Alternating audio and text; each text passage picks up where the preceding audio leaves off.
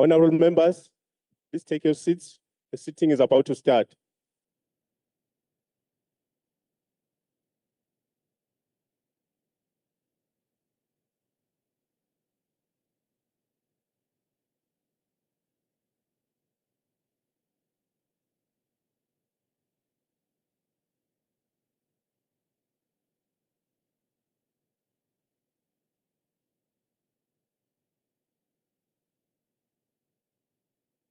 Order, Madam Speaker.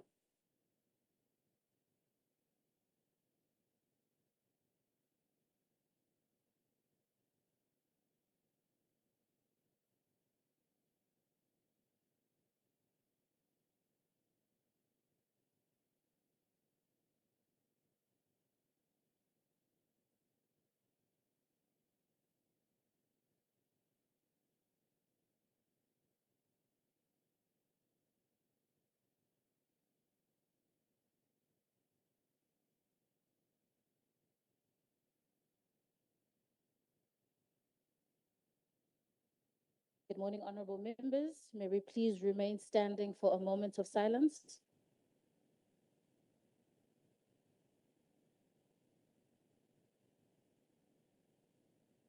Thank you. We may be seated.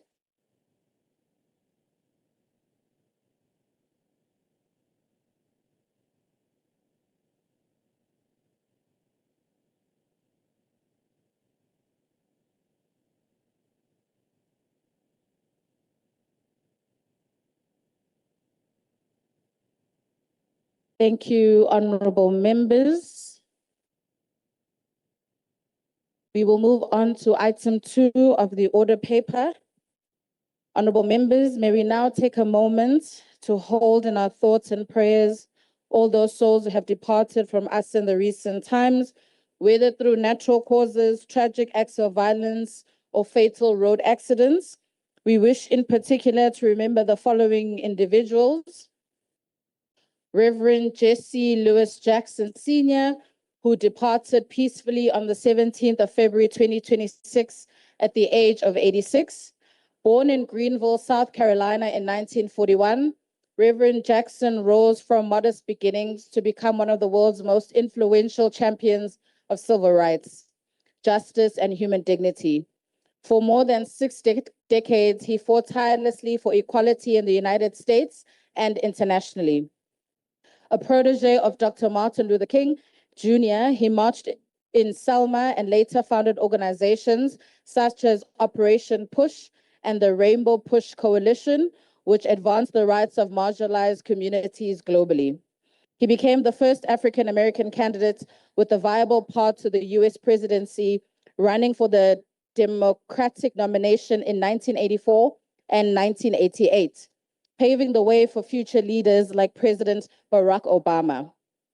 What resonates deeply with us, South Africa, is that Reverend Jackson's struggle against racial oppression paralleled our own fight against apartheid. His unwavering insistence that all people are precious in God's sight speaks directly to our journey towards equality, unity, and social justice. His voice, advocacy, and moral clarity strengthen global solidarity with oppressed people, including our nation. Even as he bravely battled Parkinson's disease and later progressive supranuclear palsy, he remained a steadfast advocate for human dignity until the end. Honorable members, as we honor his memory, let us be reminded of his legacy, his courage, inclusivity, and relentless pursuit of justice. May his life continue to inspire our own commitment to build a society where freedom, dignity, and equality are shared by all. Honorable members, Mr. Joe Lata-Homo, a founder, editor of the Sowetan and former public advocate of the Press Council in South Africa. Mr. Lata-Homo's immeasurable contribution to the media, public relations, and communication sector has left an incredible mark on our nation. Through his leadership, integrity, and unwavering commitment to ethical journalism, and he played a pivotal role in shaping public discourse and strengthening the foundation of our democracy. As a media pioneer, a champion for accountability, he dedicated his life to ensuring that the voices of our people were heard and that the principles of fairness, transparency, and justice remain central to our public narrative. His work not only informed the nation, but also empowered citizens and upheld the values enshrined in our Constitution. Mr. Sipho Smith Sodlamini, an ANC branch convener in the eThekwini region, who was shot and killed by unknown gunmen in Umgababa, south of Durban, on the 21st of February 2026. 5 children who died tragically in a shack fire in Shaka's Head, Stanger, on Saturday, the 28th of February 2026. Victims of gender-based violence, femicide, and hate crime, public servants and traditional leaders of our province and at the country at large, artists and veterans of the entertainment industry, and all those who tragically lost their lives in road accidents across the province in the recent weeks. Honorable members, I'd now ask you to please rise so we can have a profound silence in honor for those who have passed away. May we please bow our heads in silence.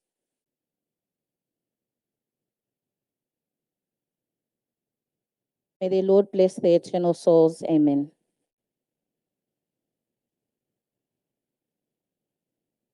Thank you, honorable members. We will move on the order paper to the announcements. Item 3 is the confirmation of the precinct of the legislature on the sitting of the 3rd of March 2026. It is noted that Section 2 of the Powers, Privileges, and Immunities of Parliament and Provincial Legislatures Act 2024 provides as follows in regarding the precincts of the legislature. The precinct of Parliament is the area of land, and every building of part of the building under the Parliament's control include the chamber in which the proceedings of the House are concluded, and the galleries and the lobbies and the chambers, every part of the building in which the court and the chamber is situated, and every forecourt, yard, garden, enclosure, open space thereto. Committee rooms and other meeting places provided are used primarily for the Parliament, in this case the legislature's purpose, in every building and part of the building provided or used in connection with the proceedings of Parliament while so. It is so far as may be necessary for the achievement of the objectives of this Act in case where the House Committee convenes beyond the seat of Parliament. This Act applies as if the premises were the House or the committee is sitting where the precinct of Parliament. Honourable members, it is hereby confirmed that the debate of the State of the Province Address of the Legislature shall take place here at City Hall in Pietermaritzburg today on Tuesday, the 3rd of March 2026. It is noted in the terms of the Act that thus this operation of law, the precinct of the Legislature includes every area of the land, the building and part of the building under the Legislature's control. Nevertheless, it is hereby confirmed, therefore, for the purposes of the debate of the State of the Province Address, that the area of the control of the Legislature is thus the precinct of the Legislature. It will include the City Hall, any building immediately surrounding City Hall, and has been designated by the use of the Legislature during the debates of the State of the Province Address. The immediate surroundings and area designated for parking and other purposes, and the area surrounding City Hall may be cordoned off for the purposes of the debate of the State of the Province Address. Honourable members, I hope that that is in order. We will move on to the next item in the order paper is birthdays. Honourable members, may I take this opportunity to convey our warmest belated birthdays and wishes to Honorable B.A. Mkhize, who celebrated his birthday on the 2nd of March, which was yesterday. Happy belated birthday, Honorable Mkhize. I'd like to extend our sincere birthday wishes in advance to the following: Honorable Mr. L.M. Mayor, the MEC of Infrastructure, is on the 11th of March, which is this week. Honorable Dr. I.E. Kika, which is the next day, on the 12th of March. Honorable Mr. T.R. Zuma on the 19th of March. Honorable Ms. D.L. Nzama, who's on the 28th of March. And Honorable Mr. W.N. Mkhize on the 30th of March. Honorable members, on behalf of the House, we wish to wish the honorable members a joyful, fulfilled, and memorable year ahead, and may the year bring them good health, wisdom, and dedication in the service of the people of KwaZulu-Natal. And my own personal, I hope you have love and light in your life. Honorable members,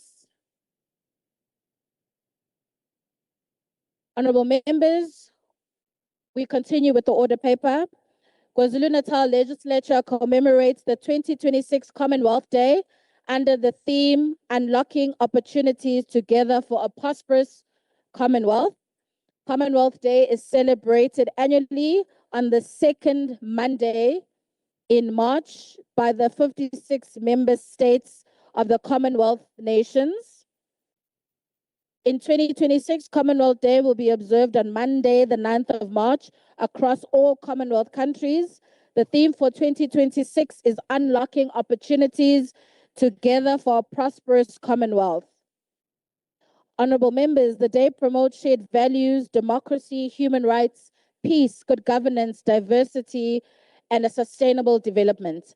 It provides an opportunity for members to contribute opportunities for members of all countries to reflect on collective progress and strengthening cooperation for mutual benefit.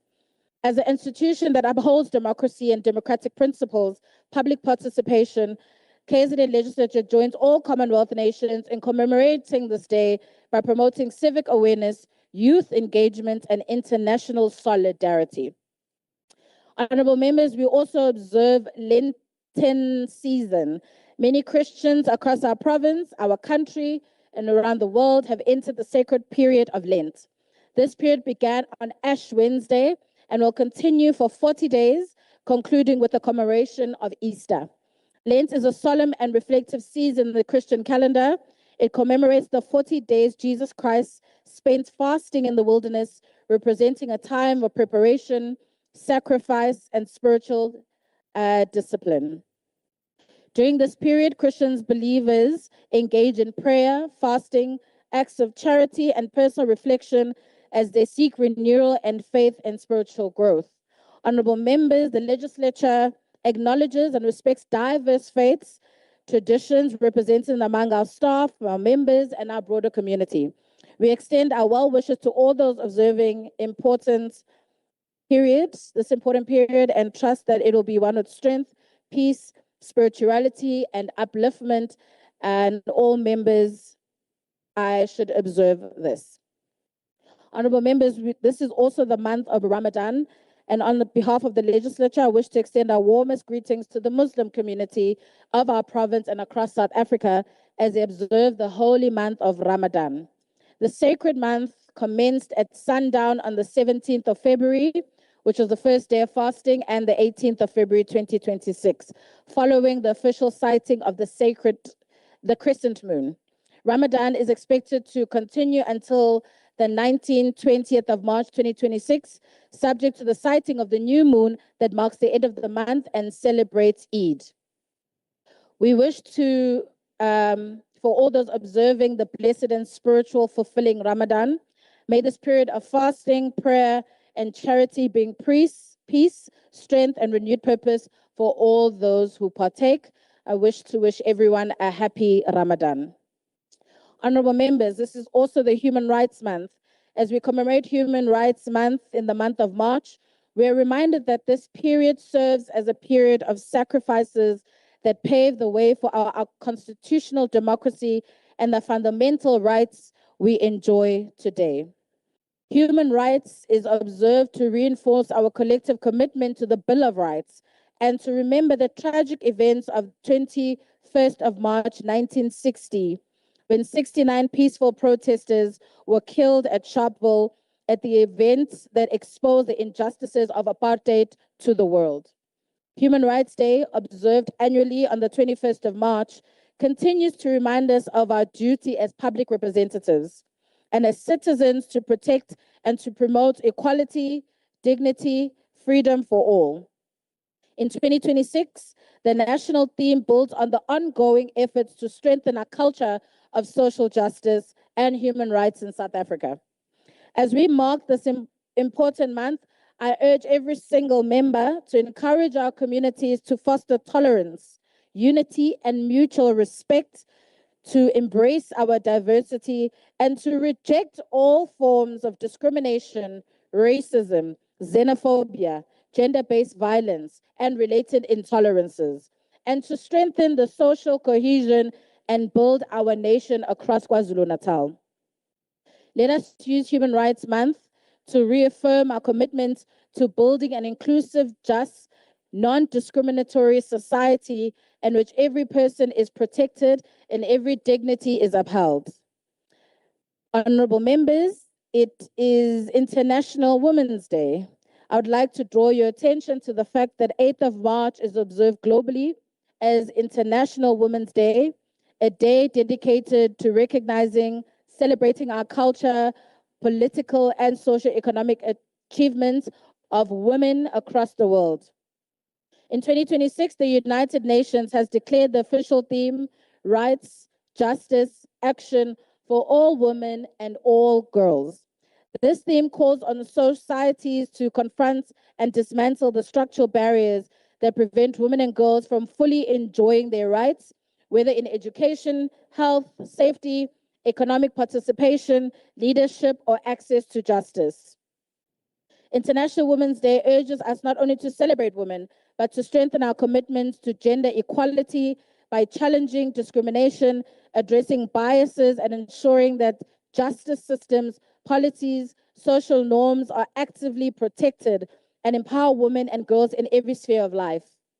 It reminds us to honor the resilience, leadership, and contribution to all the extraordinary women in our communities, workplace, and to our families.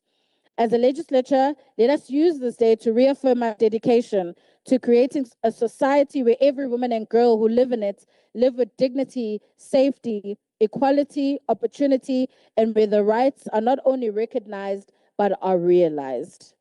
Thank you, honorable members, and happy International Women's Day to all the ladies in the legislature. Honorable members, we move on to item 4 on the order paper, announcements and reports by the Premier. I now invite the Premier to make any announcements. Thank you.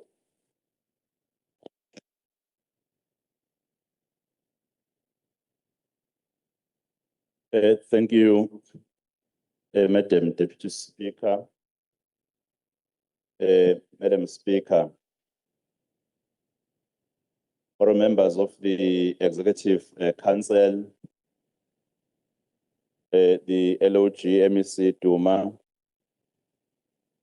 Kosi Yasematungeni, members of the legislature,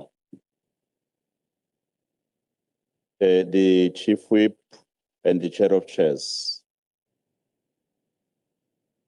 On the 24th of February, we convened a multi-stakeholder roundtable to address challenges relating to undocumented foreign nationals in our province. The session brought together key stakeholders, including the South African Police Services, the Border Management Authority, local government leadership, civil society, and regional leaders and institutions. This engagement enabled the sharing of critical information, strengthened coordination among relevant authorities, and produced practical interventions aimed at improving law enforcement, enhancing regulatory compliance, and safeguarding social stability.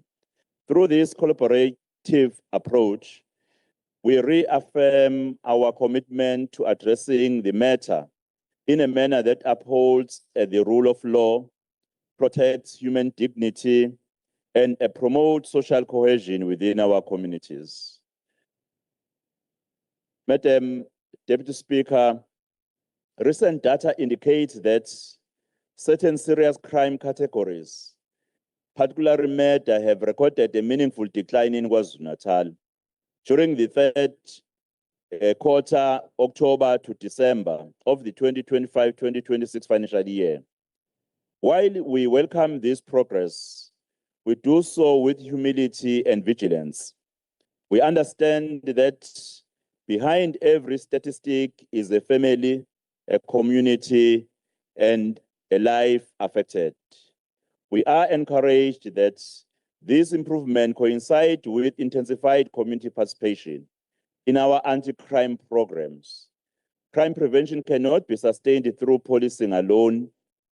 It requires a social compact between government and citizens, a partnership built on trust, vigilance, and a shared responsibility. On the 25th of February, we hosted a crime imbizo in Mpumalanga Township as part of our ongoing monthly community engagements. These imbizos are not ceremonial gatherings. They are working platforms where communities, law enforcement, traditional leadership, civil society, and local government confront crime collectively. In Mpumalanga Township, as in many areas we have visited, we witness a remarkable spirit of volunteerism and community activism in defense of law and order. Madam Speaker, this affirms a fundamental truth. Crime is not and will never be a matter of government or the police alone. Sustainable safety requires active citizens, street committees, neighborhood watches, faith-based organizations, youth formation, and community leaders all working together. When communities organize, share information responsibly, and stand united against a criminality, they become a powerful force multiplier in the fight against crime. We therefore call upon other communities across our province to join this growing movement of civic responsibility. Together, through sustained dialogue and coordinated action, we can build safer neighborhoods and restore a culture of accountability, dignity, and social cohesion in KwaZulu-Natal. Later today, I will join the President of the Republic, His Excellency President Cyril Ramaphosa, at the eThekwini Presidential Working Group. This high-level engagement with key stakeholders, including leaders from business, organized labor, and government, seeks to take stock of the progress made and the challenges encountered over the past 2 years in the implementation of this important initiative. This will be the second such a convening led by the President following the inaugural engagement held in November 2024. With consensus reached on the extension of the Presidential Working Group, this meeting will also mark the launch of its second phase as an intergovernmental and multi-stakeholder support mechanism, building on gains achieved in stabilizing governance and service delivery. Madam Speaker, tomorrow the KwaZulu-Natal Cabinet will undertake an executive visit to Richmond as part of Operation Sukuma Sakhe, our flagship program for service delivery, monitoring, rapid response, and direct community engagement. Through this program, we reaffirm our commitment to building a capable, people-centered state that listens, responds, and acts decisively to meet the needs of the people of KwaZulu-Natal. I thank you, Honorable Madam Deputy Speaker. Thank you so much, Honorable Premier. We move on the order paper. Item number 5, the tablings of reports. 5.1, the KZN Legislature Budget Performance in Year Monitoring Report for the months of November 2025, December 2025, and January 2026. 5.2, Chairperson of Committee of Chairpersons, Zululand District TLTP Closeout Reports, 5 to 7 November 2025. Cecil Emmett Hall, Furhate, and reports on committee resolutions management, October to December 2025. Portfolio Committee on Sports, Arts and Culture, report on Alfred Duma Fitness Center oversight visit, 14 November 2026, and report on stakeholder engagement session, 16th of January 2026. 5.4, Portfolio Committee on Education, oversight report to the Malgate building and Ndabase printing plant on the 14th of October 2025. An oversight report to Sozabe High School in Ugu District on the 5th of June 2025. Portfolio Committee on Health. Oversight report at Stonebridge and Austerville Clinic, eThekwini Metro, Tuesday, the 27th of May, 2025.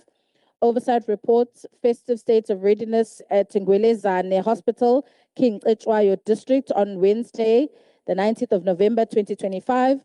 Oversight reports, festive states of readiness at Ngwelezane Hospital, King Echwayo, Wednesday, 19th of November, 2025. Oversight report, festive readiness at General Gizenga Justice Mpanza Regional Hospital in Ilembe District on Friday, the 21st of November, 2025.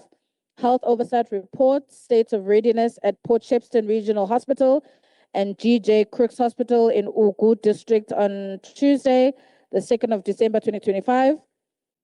2025 Health Functionality Monitoring Program reports, oversight report on the state of readiness at Dr. Pixlika Isaka Seme Memorial Hospital in eThekwini Metropolitan on Friday, the 21st of November, 2025. Department of Cooperative Governance and Traditional Affairs, KwaDuguza Local Municipality 2024-25 Financial Year Oversight Reports. I'm not sure if there's any other reports that need to be tabled, honorable members. No, we'll then move on to item 6 of the order paper, which is formal motions and notices by the Chief Whip. I'd like to invite the Chief Whip to table any reports. Thank you. Honorable Speaker, Honorable Premier, Leader of Government Business, MECs, Leader of the Official Opposition, Chair of Chairs, members of the Legislature, our guest. There is no formal motions and notices from the Office of the Chief Whip. Thank you, Honorable Speaker. Thank you so much, Honorable Chief Whip. Honorable members, we will move on to item 7, which is the orders of the day, which is the debate of the State of the Province address. I will now, honorable members, like to invite the MKP for 6 minutes, Honorable CZ Zuma.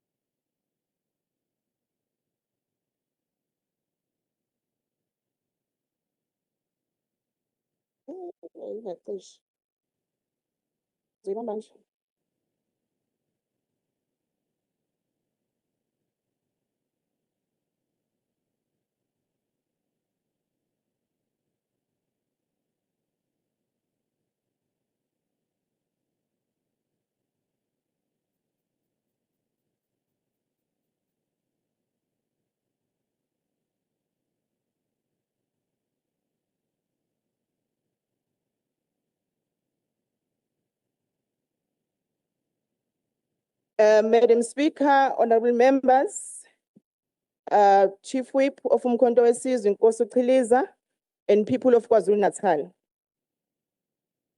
President Zuma once said, I'm still the member of the ANC.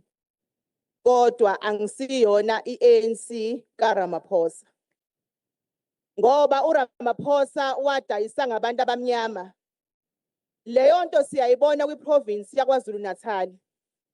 I-GPU took ama-strategic departments yawanika belungu. Okuyi-department yaka-finance, ne-department yaka-public works. Those two departments athinta abantu ngqo ekuhlaleni. Sikhuluma nje kwi-Department of Education. we are facing serious challenges. Iy'kole infrastructure, norms and standards, stationary, nakho konke ama-toilets aphethe ukuyimphethu ngoba nithatha umnyango wezezimali nawunikeza abelungu abangakhathaleli usizo lomuntu omnyama. 1 year ago, on 28 February, the Honours Premier stood before this House and promised a brighter future for our province, a future anchored on economic revival, job creation, infrastructure renewal, improved services, safer communities, and capable ethical states. We outlined 8 priority areas and has reaffirmed them again this year. We welcome the vision, but as we debate this third state of the province address, the real test is not the ambition of the plan. It is a delivery that families can see, feel, and measure in their daily lives. The Premier reports that KZN economy grew by 1.8% in 2025 and is projected to reach 2.1% in 2026. He speaks of investment pledges surpassing 100 billion, net job gains of 54,000, and conference commitment exceeding 80 billion in 2024 and 1 billion in 2025, 100 billion in 2025. These figures sound impressive, but for ordinary household, pledges are not payslips. The Premier himself acknowledges that KZN requires 461,000 additional jobs to bring unemployment down to 20%, implying 168 billion in investment. At the current growth trajectory, the economy is struggling even to absorb new entrants into the labor markets. These are not opposition figures. They are the Premier's own numbers. So the question is simple. Where is the urgent, measurable plan to close the gap now? We call for publicly accessible quarterly dashboard that tracks every major investment from pledge to financial close, from groundbreaking to completion, including capital flows, local procurement ratios, and verified permanent jobs created clearly separated from temporary or EPWP placements. Our people need proof, not press statement. The same principle applies to Catholic projects and industrial platforms. The progress reported at the Richards Bay Industrial Development Zone, including major manufacturing commitments and expansions phases reaching financial close, is encouraging. But communities need transparency. They need to know who the contractors are, what opportunities exist for local SMMEs, how many workers are employed, and how many of those jobs will remain after construction ends. On local government, we commend municipalities that have achieved clean audits and recognize efforts to stabilize those at risk. However, too many small businesses in township and rural areas are still crippled by late payments. A capable state must begin with honoring 30-day payment obligations. We call quarterly compliance dashboards or every municipality and department along with published reports on irregular and fruitless expenditure and the consequences that follow. Without consequence management, reform remains rhetoric. In health department, we recognize the appointment of community health workers on full-time contracts, expanded medicine distribution programs, additional ambulances, and the recruitment of nurses and doctors. These are meaningful interventions. Yet the public experience healthcare not through announcements, but through waiting times, medicine availability, ambulance response times, and maternal and neonatal outcomes. These indicators must be published facility by facility every quarter. In education, we commend the province's strong metric pass rate and national standing, but the future of our children depends not only on a pass percentage.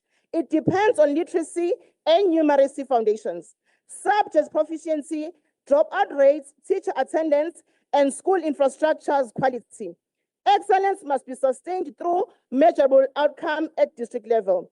Madam Speaker, the Premier's priorities for 2026 economic recovery, infrastructure delivery, unemployment reduction, safety, and improved services are correct, but good priorities require binding accountability. We therefore propose that this House adopts a forecast delivery compact for 2026 built on quarterly public dashboard, district infrastructure scorecards, verified job tracking that distinguishes permanent from temporary employment, structured municipal turnaround plans with enforceable consequences, and station-level safety oversight. As the official opposition of Honorable Zuma. asisebenzele nabantu bakwaZulu Honorable Natal Zuma. manje kulo nyaka not omunye. Thank you. Siyabonga.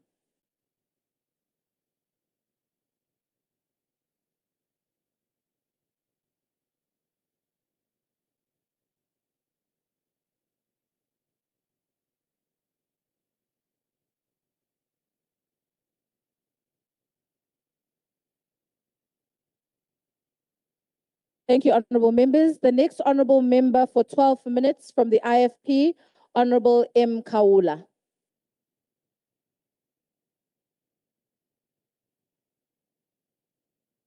Ngithokoze mhlonishwa Deputy Speaker, Honorable Premier, Honorable members of the legislature, ladies and gentlemen. On behalf of the IFP, we once more reiterate our gratitude to His Majesty King Misuzulu KwaZulu-Natal for honoring and fulfilling his monarch duties in conducting the official opening of the KwaZulu-Natal legislature at the beginning of this calendar year 2026 last week. We express our gratitude to all Indlunkulu KwaZulu, to Inkosi Shinga as chairperson of the KZN House of the Khoisan and traditional leaders, and to all Amakhosi aseNdlunkulu for embracing this legislature and this government. When the Premier delivers this address of the state of the province, he is giving an account of his government to both this honorable House and also to the people of KwaZulu-Natal, the citizens of our province who have put the government in power through their vote. As the IFP, we are very mindful of the fact that in this House, our 13 million citizens of our beautiful province are not here.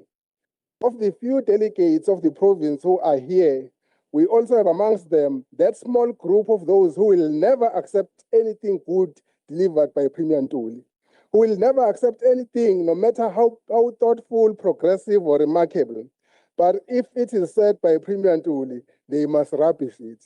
Uma uNtuli engase nje alanda izulu ababekele lona la, bangabaleka badlule ekhaya bekhala bethi angilifuni mina izulu likaNtuli. Ufunani? Ngifuna ukuya kubaba esikhogweni.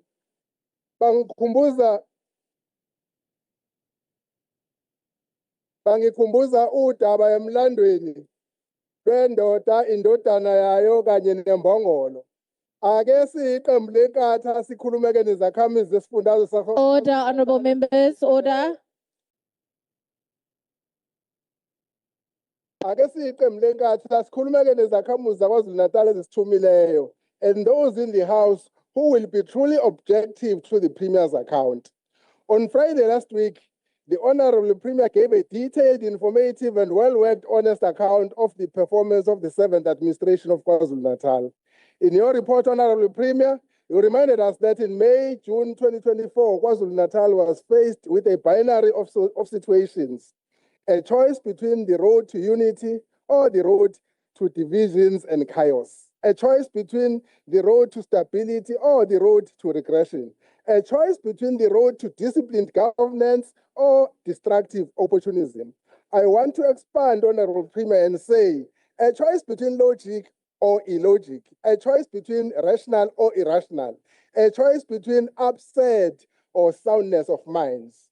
The presentation by the Premier to the people of KwaZulu-Natal was a juxtapose between the chaos of 15 December 2025 in this House and the benefits of choosing wisely by those who are elected to represent. As for the IFP, I choose Friday, 27 February 2026 as a day to be remembered in years to come, instead of Monday, 15 December 2025, a day that needs to be thrown into the dustbins of history and to never be allowed to show its ugly face again. To the citizens of KwaZulu-Natal, the protagonist of Friday, 27 February 2026 is the KZN government of provincial unity, and the protagonists of Monday, 15 December 2025 are those opposed to anything good in this province. In 2024, 4 political parties of our province, the IFPNC, DA, and NFP, decided to put aside narrow party political interests, and on behalf of a bigger picture, the citizens, they chose a path leading the people of KwaZulu-Natal to unity, stability, logic, rationality, disciplined governance, and the soundness of minds. In a period of 1 year, 8 months, the result to this choice is an economy that is stabilizing and recovering, a provincial outlook that is providing certainty and inspiring hope and confidence. Business confidence to invest in KwaZulu-Natal is on the rise.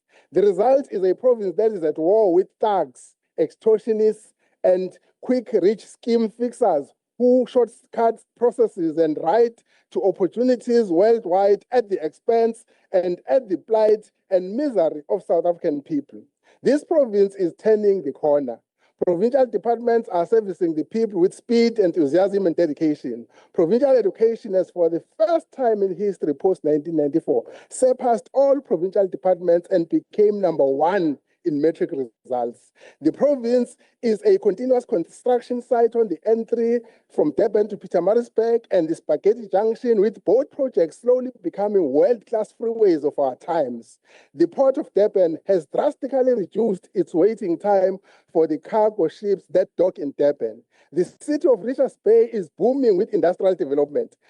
With Prince Mangosuthu Buthelezi more loading for opening soon. The Richards Bay IDZ is booming with new industrial parks and factories. Palito and Umdloti areas are booming with development. Health and social development departments have both moved ahead with the employment of doctors, nurses, social workers, community health workers, solving a condition that had plagued our province for years. Today, that albatross is no more in our provincial, while still remaining a concern. Measures introduced by our provincial treasury are slowly stabilizing our provincial finance. In responding to the scourge of FMD affecting Order, farmers Honorable and Kaula. stock owners. Honorable Kaula, can I just take a moment, please? Can we please fix the timer? Order, please, honorable members.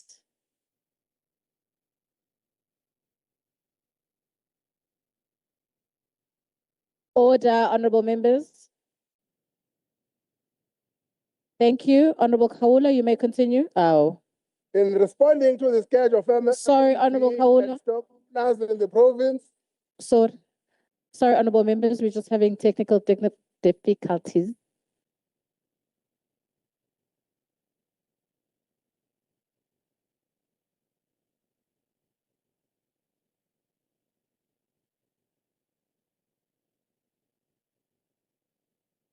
Order, honorable members.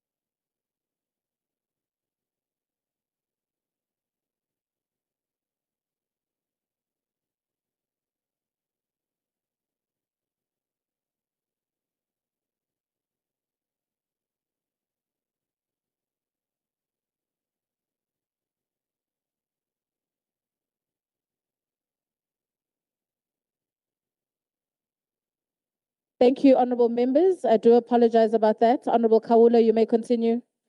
FMDs in Bizo were held by MECs in all 11 districts. And today, the province has already received 200,000 doses of vaccination. Vaccination has already commenced in Ukweri, Kwale, and Mgundovu districts. Province is expecting to receive another batch of 500,000 set 3 doses of vaccination before the end of this week. Othi akaboni ukuthi kwenziwani uyathakatha. On Friday, 13 February 2026, the MEC for Sport, Arts and Culture officially handed over to eThekwini Municipality the Sankonche Modular Library for the people of Maran Hill. On Saturday, 28 February last week, the MEC for Sport, Arts and Culture handed over a state-of-the-art community library to the people of Ndaleni in Richmond. More libraries will be opened soon as they are close to completion in Danhausa, Umsinga, Umvoti, Umzumbe, Umsunduzi. All our community libraries are fitted with free Wi-Fi in order for our users to access connectivity to the world. Sport participation, sport development, and sport activities are all on the rise in this province. Kingsmead Cricket Stadium in Durban will be one of the venues of choice that will host the Cricket World Cup in 2027 to be hosted jointly in South Africa, Zimbabwe, and Namibia. Our artists are happy with the support they are given. Actually, on the 16th of December 2025, at the commemoration of the Battle of Blood River in Engome, His Excellency President Ramaphosa commended KwaZulu-Natal for being a province that excelled in hosting a National Reconciliation Day. During the commemoration of King Shaka Day in KwaDukuza, His Majesty King Misuzu KwaZulu-Natal passed a vote of confidence to the GPU government as one of the most progressive governments which he has ever worked with. At the official opening of the legislature last Friday, His Majesty again commended the members of this provincial government for being properly and adequately responsive to the needs of his people and to those of Indlunkulu. Amakhosi of the province are happy with the service that they are receiving from this government. Mangeke ngibongele iqembu lenkatha yenkululeko ngokuzidlela amahlanga okhethweni lokuchibela emfolozi ekupheleni ka-2025.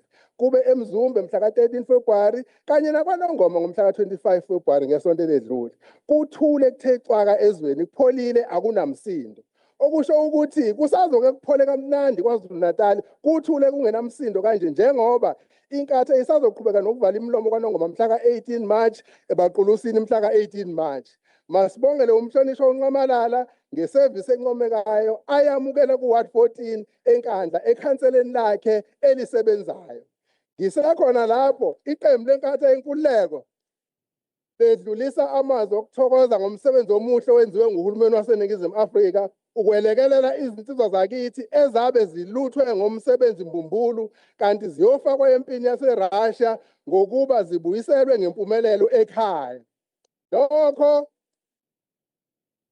Lokho sidabuke kakhulu. Sorry, Honorable Kawula. Enduduzo. Honorable Kawula. Enini ezinsizwa Honorable Kawula. ezingabuyanga. Honorable Kawula. Zibhubhile kulempi. Honorable Kawula. Umsebenzi mbumbulu. Honorable Kawula. No. The acoustics in this room are not good. Honorable members, can I please remind the members in the public in the gallery not to participate in the debate? That is the rules, is the House. Thank you so much. Honorable Kawula, you may continue. No. Honorable Makubane, I've spoken. Thank you. Please continue. Sidabuke kakhulu futhi sidlulisa amazwi enduduzo emindenini yezinsizwa ezimbili ezingabuyanga okubikwa ukuthi zibhubhile kulempi imisebenzi mbumbulu. Mhlonishwa Ndunankulu nohulumeni wakho, muhle umsebenzi eniwenzayo, qhubekani njalo nokufukula isifundazwe sakithi KwaZulu-Natal siye phambili.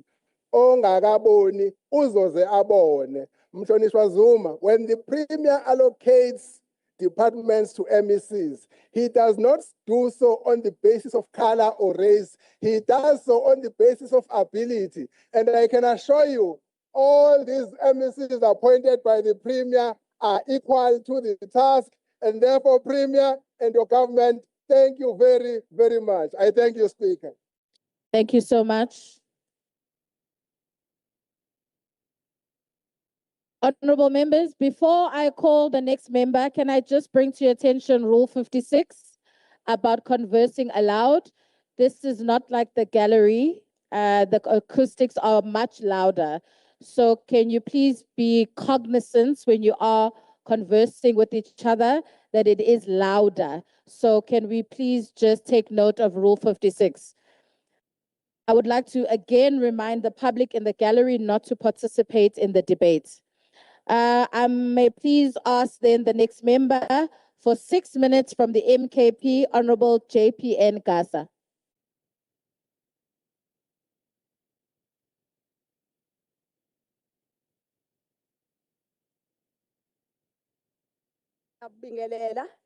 Bingelele umphathi wethu iphathi leader uChiliza Nkosi uChiliza yakhuleka ndaba ezitha. Bingelela unqamalala esekhaya kodwa ebhizi esebenzele isizwe sakithi. Ngizoqala ke Madam Speaker ngokunikeza ama solutions because all the time nihlezi nithi asinawo ama solution. Njengomkhonto wesizwe siphakamisa izinyathelo ezine eziphuthumayo okwamanje. Okokuqala isiqiniseko sokukhokhela ama-SME singakapheli izinsuku eziku-30 ezisekelwa ngumthetho. Okokuqala lokho. Okwesibili uhlelo lwe-Youth Industrial Skill Corps oluhambisana nokwandiswa kwamachweba ujantshi nezokuthutha ukuze uma ingqalasizinda ithuthuka intsha yakuleli ibe phambili. Okwesithathu uhlelo lokuvuselela umnotho wasemakhaya olugxile okuvikelweni kwemifuyo, izikhuko zokucubungula ezolimo kanye nokuhanjiswa kwemikhiqizo ezimakethe. Okwesine ithimba lokuzinzisa omasipala. Ithimba lokuzinza omasipala elingenelela ngokushesha komasipala abahlulekayo phambi kokuba badonsele phansi sonke isifundazwe. UNdunankulu uthe izwe laKwaZulu-Natal libuyisa isikhundla sayo njengesango lokuya eAfrika, njengesango lokuya eAfrika. Kodwa isango kumele lisebenze, amachweba ethu kumele asebenze kahle, ujantshi kumele usebenze. Honorable Speaker, today we rise as umkhonto wesizwe, the official opposition, not to oppose progress, but to oppose spin, not to reject investment, but to demand impact, not to criticize for the sake of it, but to defend the people of this province who deserve more than promises.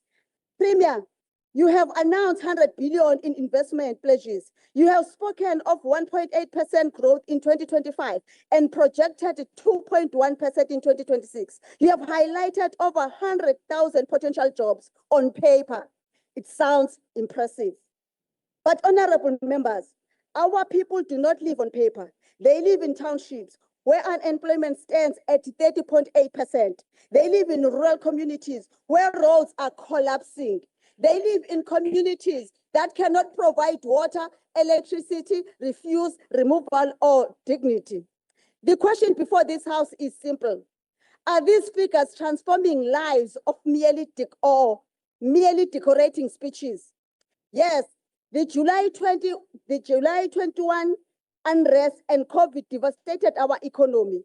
But 5 years later, communities in KwaZulu-Natal still feel abandoned. The cost of food is rising, youth unemployment is soaring, small business remains suffocated, but red tape and poor infrastructure. Premier, you say investor confidence is returning, but investor confidence means nothing if citizen confidence is collapsing. You speak of tourism contributing 13 billion during the festive season.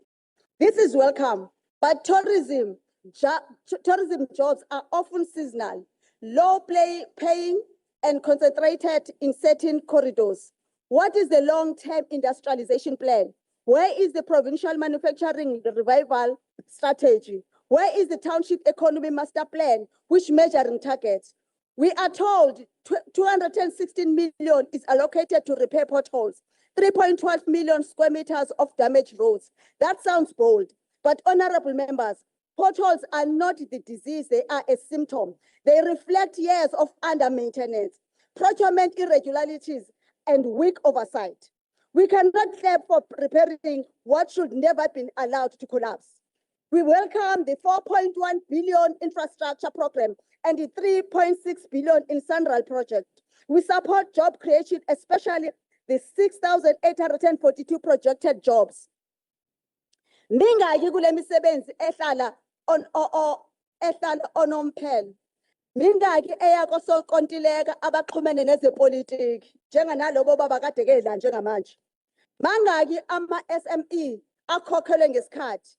Kulesi sifundazwe ukubambezeleka kwezikokhelo kubulala amabhizinisi amancane ngokushesha kunanoma yikuphi okwehla komnotho. Undunokolo ukhuluma ngokuziqhenya ngo-35.3% wokunika amandla abesifazane emisebenzini yengqalasizinda kanye namathuba angu-128,906 e-EPWP. Amaningi awo eya kwabesifazane nentsha. Lokho kuyakhuthaza kodwa i-EPWP isixazululo sesikhashana, hayi inkululeko yomnotho. Intsha yethu ayifuni izibonelelo zesikhashana, ifuna imisebenzi eqhubekayo nemisebenzi yobungcweti. Ukhulume ngokuthuthukiswa kwe-Mosford Hospital, Ingwelezane Hospital, imitholampilo nezikole, kodwa iziguli zisamile emigqeni ukusukela ngo-4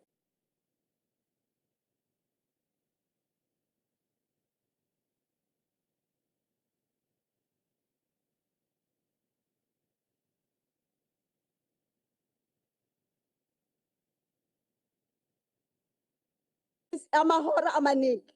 Ingqalasizinda engenabasebenzi nabahlanzeki bezisiza igobolondo elingenalutho. Mayelana Honorable Gasa, your time is up. Thank you. Thank you.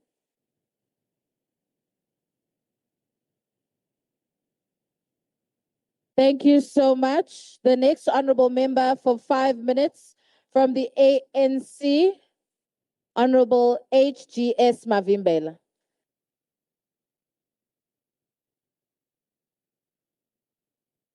Thank you very much, Honorable Speaker.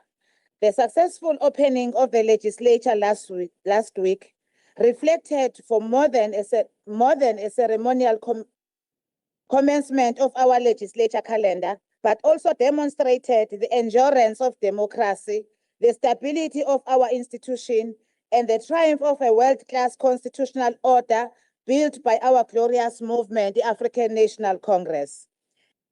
In the dignity, discipline, unity that characterize those proceedings, we witness living affirmation of democratic vision forged through struggle, sacrifice, and principled leadership over many decades.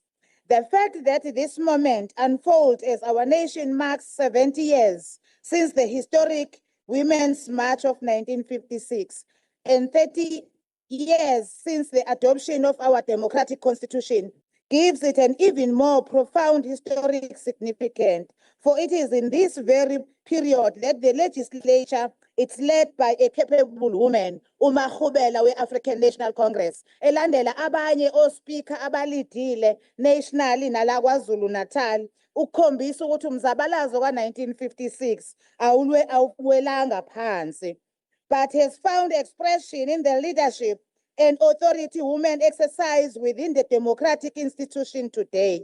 Equally, the stability demonstrated during the opening of the legislature affirms that constitutional governance in KwaZulu-Natal remains resilient, even political environment where no single party commands an outright majority, rather than descending into paralysis or instability. This House has continued to function with purpose and dignity, reflecting the maturity of our democratic system and the capacity of its leadership to place the interest of the people above narrow political considerations.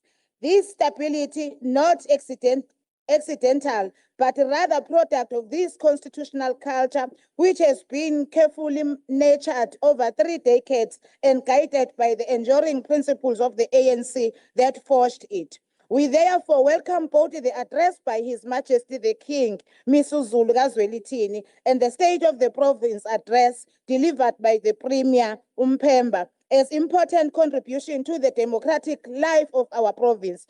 Together they reflect the unique character of our society, where tradition and constitutional governance coexist in mutual respect, reinforcing social cohesion and collective responsibility for development. Honorable members, if we were to be honest, about the political reality reflected from the State of the Nation address to the State of the Province address, it will be unmistakably clear that the African National Congress remained the strategic center of governance as it provided this direction, this coherence, and the stability both nationally and provincially. The priorities outlined in these two addresses speak to a single coordinated program of renewal, rebuilding the economy, strengthening the institution, restoring service delivery, and advancing inclusive growth, which falls squarely on the ANC political programs as outlined by our January 8 statement.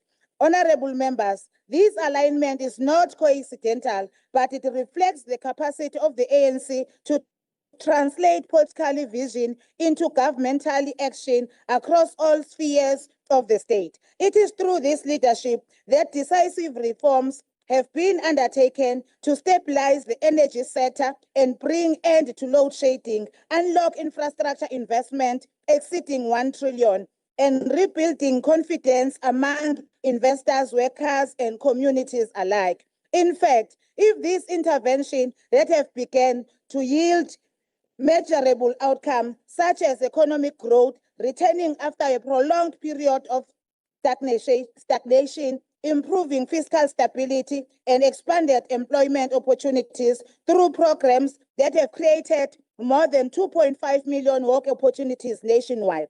In KwaZulu-Natal, the State of the Province address reflects the same trajectory. The province is experiencing encouraging signs of recovery, with economic growth reaching approximately 1.8% in 2025 and projected to rise to 2.1 in 2026. Investment commitment exceeding 100 billion points. Honorable Mavimbela, your time is up.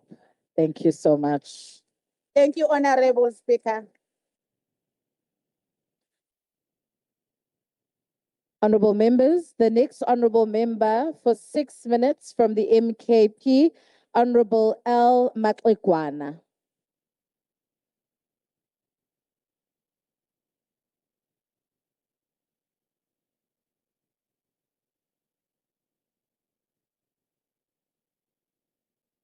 Thank you very much, Madam Deputy Speaker. Greetings yourself. Speaker of the House, Bingeleli Nkosi yaseMadungeni indaba ezitha. Honorable Matlekwana, can you give me?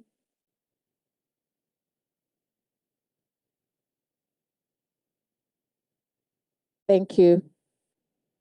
You may continue.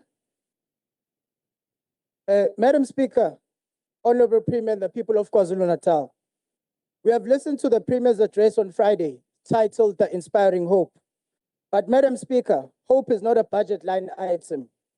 Hope does not fix a broken locomotive, and hope certainly does not fill the stomachs of the 461,000 unemployed citizens the Premier mentioned. The Premier spoke as if he was an observer in our province crisis, rather than the man at the helm of it. He presented a vision of super yachts, drones, while the people of this province are drowning in a sea, stagnant of growth and administrative red tape. Let us look at the numbers. The Premier celebrates a 1.8% growth rate as encouraging. Madam Speaker, let's be honest with the public. By the Premier's own admission, we need a 5% just to keep our heads above the water. To call 1.8% is to celebrate mediocrity. At this pace, it will take decades to reach the employment targets that the NDP demands by 2030. This administration is not inspiring hope. It is managing a decline. You cannot claim to be winning a province when you are playing for a draw while the people are losing the game. The Premier boasted of 100 billion in investment pledges. We have heard this story before. Every year, we are served with a feast of pledges and intentions. Yet the systematic bottlenecks the Premier alluded to remain firmly in place. What good is 100 billion pledge if the red tape and administrative inefficiencies mentioned in the Premier's speech act as a barrier of entry? We don't need more signing ceremonies at the Durban ICC. We need a government that can actually process a permit, fix a road, and keep the lights on. The gap between 100 billion in promises and 168 billion in actual need is a canyon that the 7th administration has no plan to bridge. Madam Speaker, I was struck by the Premier's focus on maritime sector. These yachts will not sail us into prosperity, Madam Speaker. The DA's idea of a trickle-down economics is clearly the salt water dripping off a billionaire's boat in the Durban harbour. They do not want to build yachts while our people cannot even afford a taxi to a job interview. The Premier speaks of fellow government-owned farms in Amajub. We are in the 3rd year of this administration, yet these farms are still in a pilot phase. Why is this government so fast to talk about yachts, but so slow to put seeds on the ground? Madam Speaker, at this rate, the IFP's 10-point plan for agriculture is actually just 1 point repeated 10 times. Wait for the rain, you call yourselves a party of the soil, but the only thing you've successfully planted in 3 years is a committee to investigate planting a seed. If the IFP spent much time plowing the fields, as they do wearing traditional gear for photo ops, would be the breadbasket of Africa. Instead of our government-owned farms are so fallow that the only thing growing in them is the Premier's list of excuses. The Premier pinned his entire 2026 projection on a gradual recovery of our rail and ports. This is a dangerous gamble. Our logistics corridor is the jugular vein of South African economy, and it is currently being throttled by inefficiency and crime. To rely on a gradual fix is an insult to the businesses in these provinces that are closing their doors today because they cannot move their goods. We don't need a gradual improvement. We need emergency intervention. But instead, we got a speech that treats these catastrophic bottlenecks as minor inconveniences. To the ANC members in this house, you spent decades perfecting the art of job creation, by which I mean you've created thousands of jobs for liquidators, auctioneers, as factories close down. You talk about the 7th administration inspiring hope, but your legacy is a province where the most successful entrepreneur is the guy charging people to stand in a SASSA or Home Affairs queue. Your revolutionary approach to unemployment is apparently to make it so universal that everyone is out of a job. Madam Speaker, the people of KwaZulu-Natal do not need a more detailed implementation plans.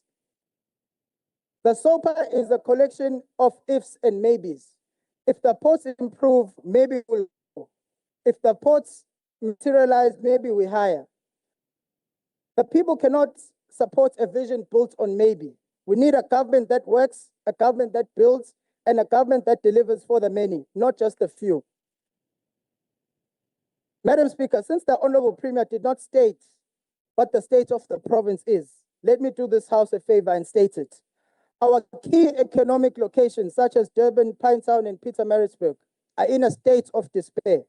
Unemployment rises, pipes are broken, illegal foreigners dominate citizens, drug use, and violence is alarming.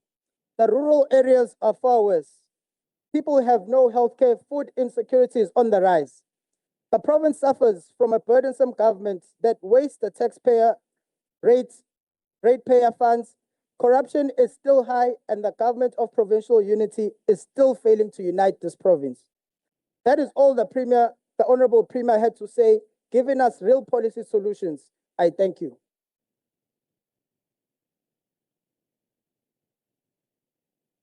Thank you so much. The next honorable member for 6 minutes from the DA, Honorable R. Gokul.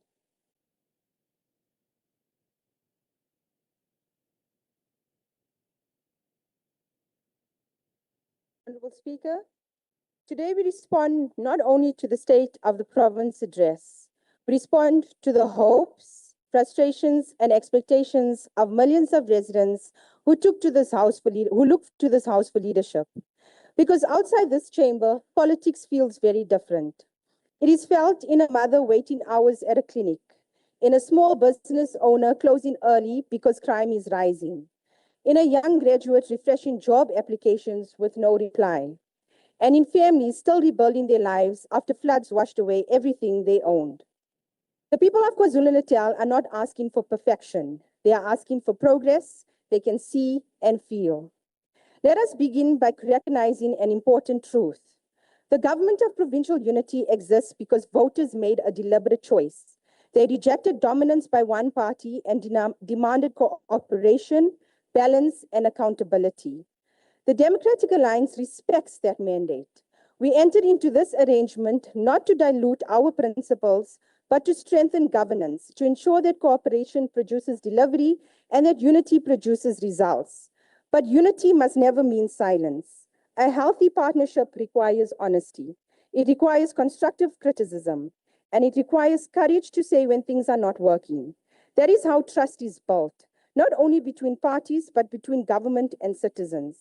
There are areas where progress deserves recognition. Investment attraction, dialogue with business, and efforts to rebuild investor confidence are positive steps.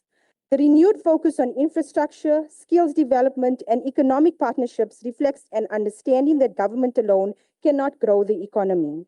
The expansion of skills programs, particularly in aviation, maritime industries, and technical training, signals an important shift toward preparing young people for future industries. And where departments have worked collaboratively across political lines, we have seen something powerful. Delivery becomes faster, decisions clearer, and confidence begins to return. These are signs that cooperation can work. But progress in policy announcements must now translate into progress in people's lives. Because while we debate growth forecasts and investment pledges, many communities still experience daily hardships. Consider the families displaced by floods, some still living in temporary accommodation years later. Parents trying to rebuild stability while children grow up without permanence or stability. Climate change is real. Extreme weather is real. But delayed delivery is also real. Preparedness, maintenance of stormwater systems, proper spatial planning, and faster rebuilding must become the priority, not only emergency responses after tragedy strikes. The Democratic Alliance believes disaster management must move from reaction to prevention. A capable state anticipates risk. It does not simply manage crisis. Collaboration in community safety and cooperation with SEPs is welcome. But let us be honest about how crime is experienced. Residents do not measure crime through percentages. They measure it through fear. Fear when children walk to school. Fear where businesses install another security gate. Fear when rural communities feel abandoned. Crime destroys investment, destroys tourism, and destroys hope long before it destroys statistics. The DA believes we must now strengthen practical interventions, specialize rural safety units to protect farming and remote communities, technology-driven policing using drones, integrated CCTV networks, and data analysis, stronger municipal law enforcement partnerships to support SEP's capacity. Safety is the foundation of economic growth. Without safety, no investment strategy will succeed. The Premier correctly highlighted economic recovery efforts, but the uncomfortable truth remains. Growth of around 2% will not defeat unemployment. Young people know this. They are educated, connected, and ready, but opportunity remains out of reach. The Democratic Alliance believes KwaZulu-Natal must become the easiest province in South Africa to start and grow a business. That means cutting red tape that delays investment approvals, ensuring fair and transparent procurement, supporting township and rural entrepreneurs with real market access, not only training workshops, fixing infrastructure bottlenecks that increase the cost of doing business. Government must stop being a barrier and start being an enabler, because where businesses grow, communities grow. The Premier spoke about professionalizing the public service and fighting corruption. The DA strongly supports this, but accountability must be visible. Investigations must lead to consequences. Irregular expenditure must lead to recovery, and wrongdoing must lead to dismissal, not redeployment. Public trust is built where citizens see fairness applied consistently. The Democratic Alliance remains committed to making the government of provincial unity succeed. We will support policies that work, we will strengthen ideas that need improvement, and we will challenge decisions that fail the people. Because accountability strengthens partnerships, it does not weaken them. Our role is not opposition for the sake of opposition. Our role is constructive leadership grounded in solutions. Now government must do. The people of KwaZulu-Natal have endured unrest, economic hardship, flooding, and rising living costs. yet they continue to show resilience and hope. They have done their part. Now government must do ours. The Democratic Alliance stands ready to work firmly, responsibly, and honestly to build a province that works for everyone. I thank you. Thank you. The next honorable member for 6 minutes from the MKP is Honorable SP Seme.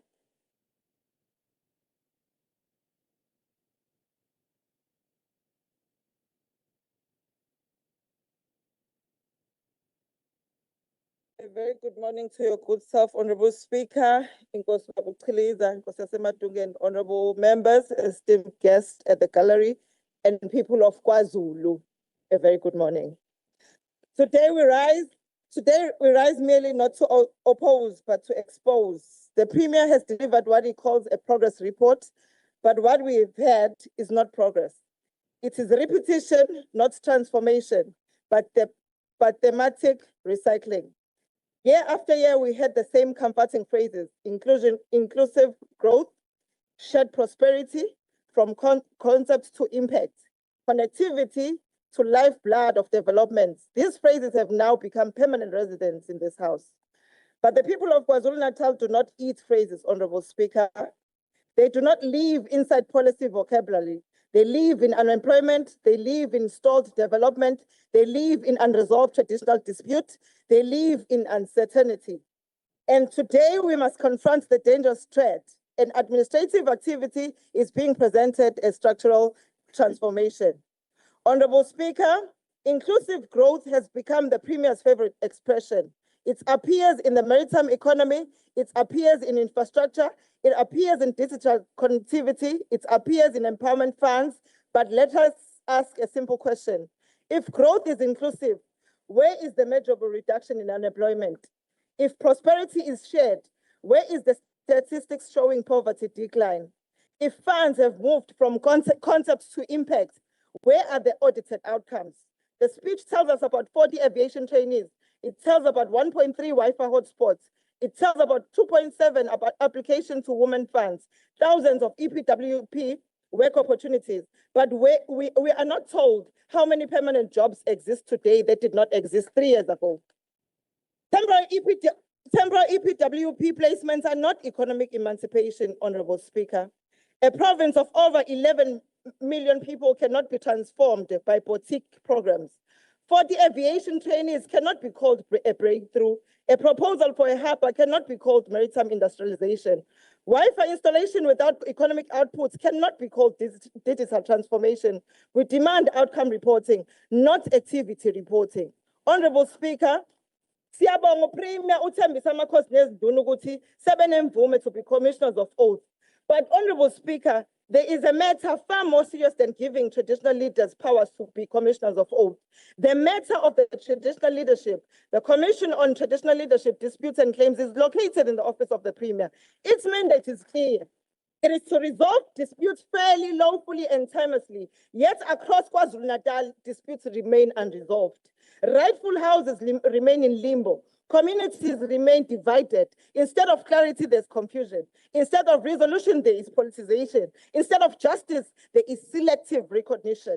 It has been alleged that issuing of certificates has become a political and financial sustenance tool. If this is untrue, then let it be transparently proven. If this is true, then it is a betrayal of the institution of traditional leadership. The situation has deteriorated to such an extent that even organizations like AfriForum have publicly called on the Premier to resolve disputes. When external lobby groups begin to positioning themselves to defend traditional justice in KwaZulu-Natal, that is evidence of a vacuum leadership. Traditional leadership is not a political chessboard. It is foundation of rural government in the province. The MK party demands a public report on all pending traditional claims, a timeline for resolution of each dispute, a transparent registry of issued certificates. While on that, Honorable Speaker, let me take this opportunity and thanking also Zondi, ngokusukumela udaba lwaka-Hewlett, oluzitho umongameli waleli lizwe, laze lazitho uPremier na uyena imbala, kodwa ebela kulesifunda sakaZulu-Natal. I find it very strange ukuthi lesishayamthetho sakaZulu-Natal sikwazi ukusukumela phezulu amaholo abahlonishwa osopolitiki kuze kubizwe special sitting impela ngoba nakho kumele kuzophasiswa ukunyuka kwamaholo abo. But when it comes to matters ezithinta abantu ekuhlaleni, abantu nokuphazamiseka imisebenzi yabo, ama-voters on the ground, they do not call such they do not call such special meetings to debate and discuss possible solutions with regards to that. Wenzani ngempela amaqhuzo wathizela ama-issues abaluleke kangaka. Even the issue as editing primary was a priority, was supposed to be a priority but was not a priority but became education. Nay, youth is the future of this country. Honorable Speaker, we're failing to prioritize, and angazi ukuthi isishayamthetho yindaba singenandaba nolembeza kangaka nama-voters on the ground. Honorable Speaker, in conclusion, this House must choose. It must choose between reputation and reform.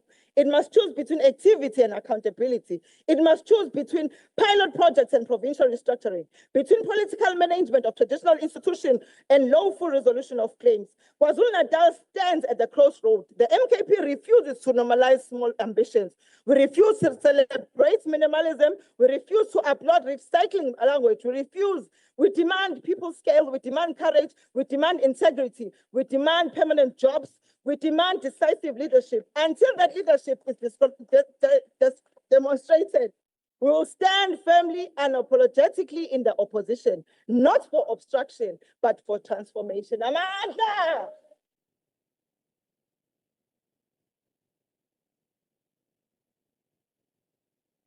Thank you so much, Honorable Seme. Honorable members, the next honorable member for 8 minutes from the NFP, Honorable CM Shingo.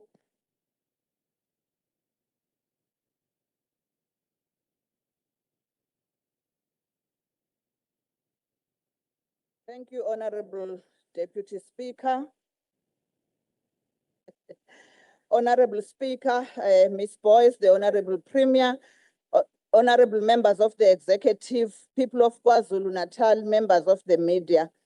I rise today on behalf of the National Freedom Party to respond to the State of the Province address delivered by the Honorable Premier of our province, and would like to take this opportunity to congratulate the Honorable Speaker and the Honorable Premier for the successful 2 days last week.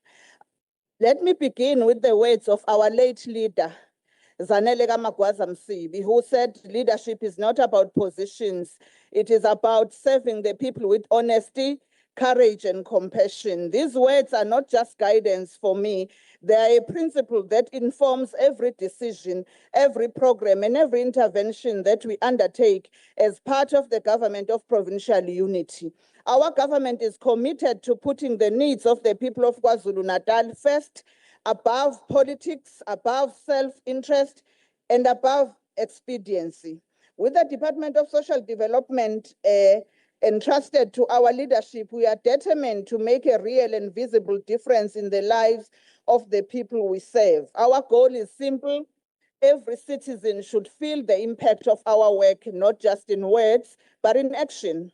We aim to improve the well-being, uplift communities, and create opportunities for those who need them the most.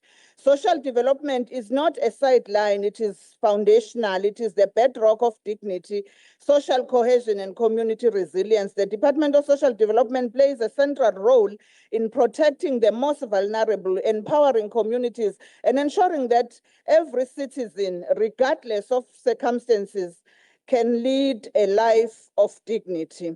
Over the the past year, Honorable Speaker, we have expanded employment programs in the social sector, particularly through the expanded public works programs.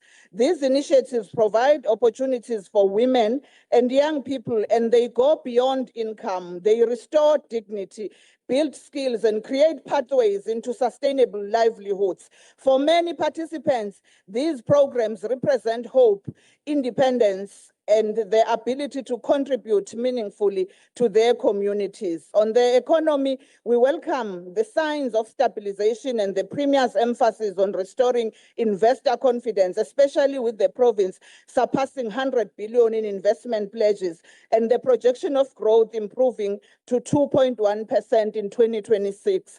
But we must be honest, growth does not reach township, rural village, the informal trader, the young graduate, and the women-owned enterprises is not inclusive growth. The Premier himself points to the scale of unemployment reduction required and the need for infrastructure-led, industry-led growth. The NFP therefore calls for clear district by district implementation plans, procurement that empowers local SMEs,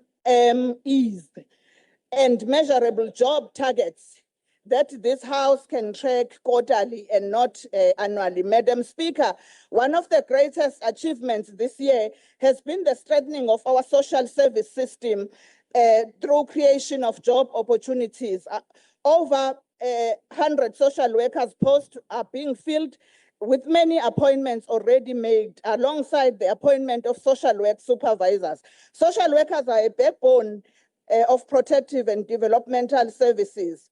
By expanding this frontline capacity, we are improving our province's response to gender-based violence, femicide, child abuse and neglect, substance abuse, and the care for older persons and persons with disabilities. Today, the department's finances, Madam Speaker, are stable. We are able to pay service providers within 30 days. NPO tranches payments are paid on time, and we are able to account for every cent. I take this opportunity to thank Honorable Rogers, the MEC for Finance, that through our bilaterals, these have been achieved. Community engagement is central to this work. Social workers, community development practitioners, and departmental officials regularly meet with families, youth, and local leaders. These engagements are not symbolic, they are spaces where the challenges are discussed. Madam Speaker, the protection and development of children is our top priority. Our early childhood development programs, psychosocial support services, and child protection interventions ensure that children grow up in safe, nurturing environments. Likewise, our commitments to older persons has led to decisive interventions, including relocating residents from care facilities that did not meet the required standards. Every elderly citizen deserves dignity, safety, and respect, and our department is unwavering in this commitment. Madam Speaker, community safety and social development go hand in hand. By strengthening frontline services, we improve responses to gender-based violence, child abuse, substance abuse, and other social harms. Expanding capacity ensures that no vulnerable citizen is overlooked, particularly in rural and underserved communities. We also respond to the immediate and long-term impact of climate-related disasters on vulnerable communities. Floods, droughts, and extreme weather events disproportionately affect the poor and elderly. Our teams provide emergency support, psychosocial care, and resilience-building programs that help communities recover with dignity and rebuild their lives. Mungakazi ukubone ke lokhu ke somlomo angazi. While we welcome the Premier's articulation of the 8 provincial priorities and the emphasis on the economic recovery, municipality stabilization and infrastructure expansion, the National Freedom Party must state clearly the vision without enforceable implementation timelines will not move KwaZulu-Natal forward. Madam Speaker, as the National Freedom Party, we affirm that KwaZulu-Natal needs the leadership that is decisive, compassionate, and ethical. And through the government of provincial unity, we are delivering precisely that. By stabilizing leadership, strengthening governance, expanding frontline capacity, and empowering communities, we are ensuring that every citizen can feel the impact of government in their daily lives. KwaZulu-Natal's future depends on unity, stability, inclusive governance. 19 months ago, we chose unity through the government of provincial unity. That choice has secured political stability, enabled effective planning, and restored confidence. Stability allows departments to function effectively, communities to thrive, and investors to believe in our province's potential. The alternative, instability and fragmentation. Honorable leads to MEC, lost your time has expired. Ngiyabonga, Somlo. Thank you.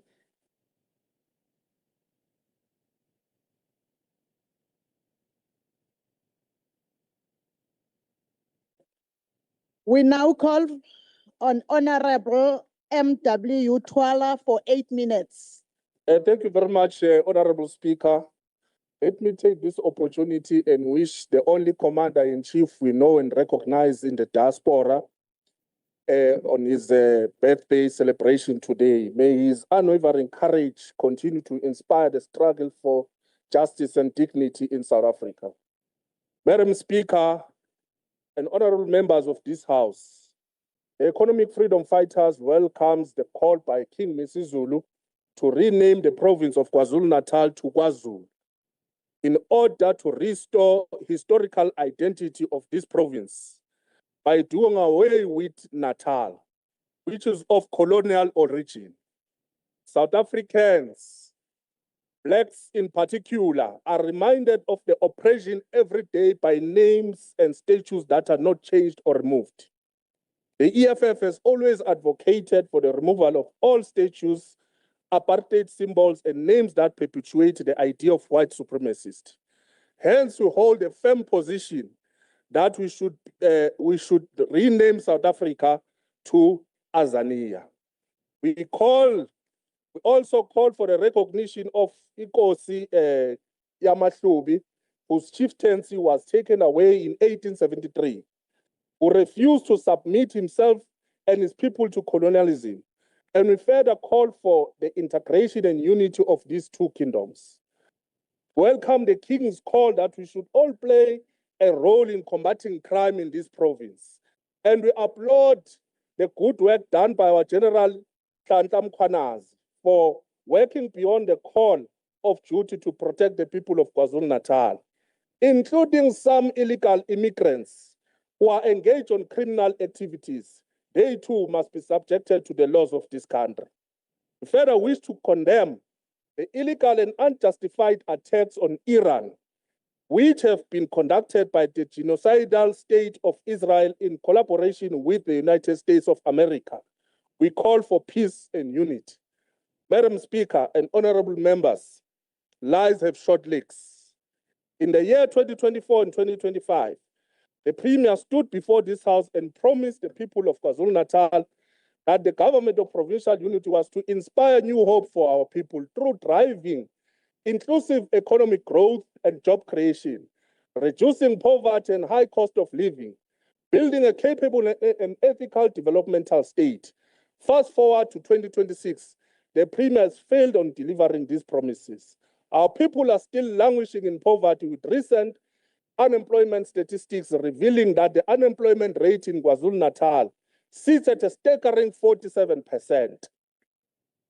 In the year 2024, the Premier introduced a hotline for reporting corruption and non-service delivery in our government departments and municipalities.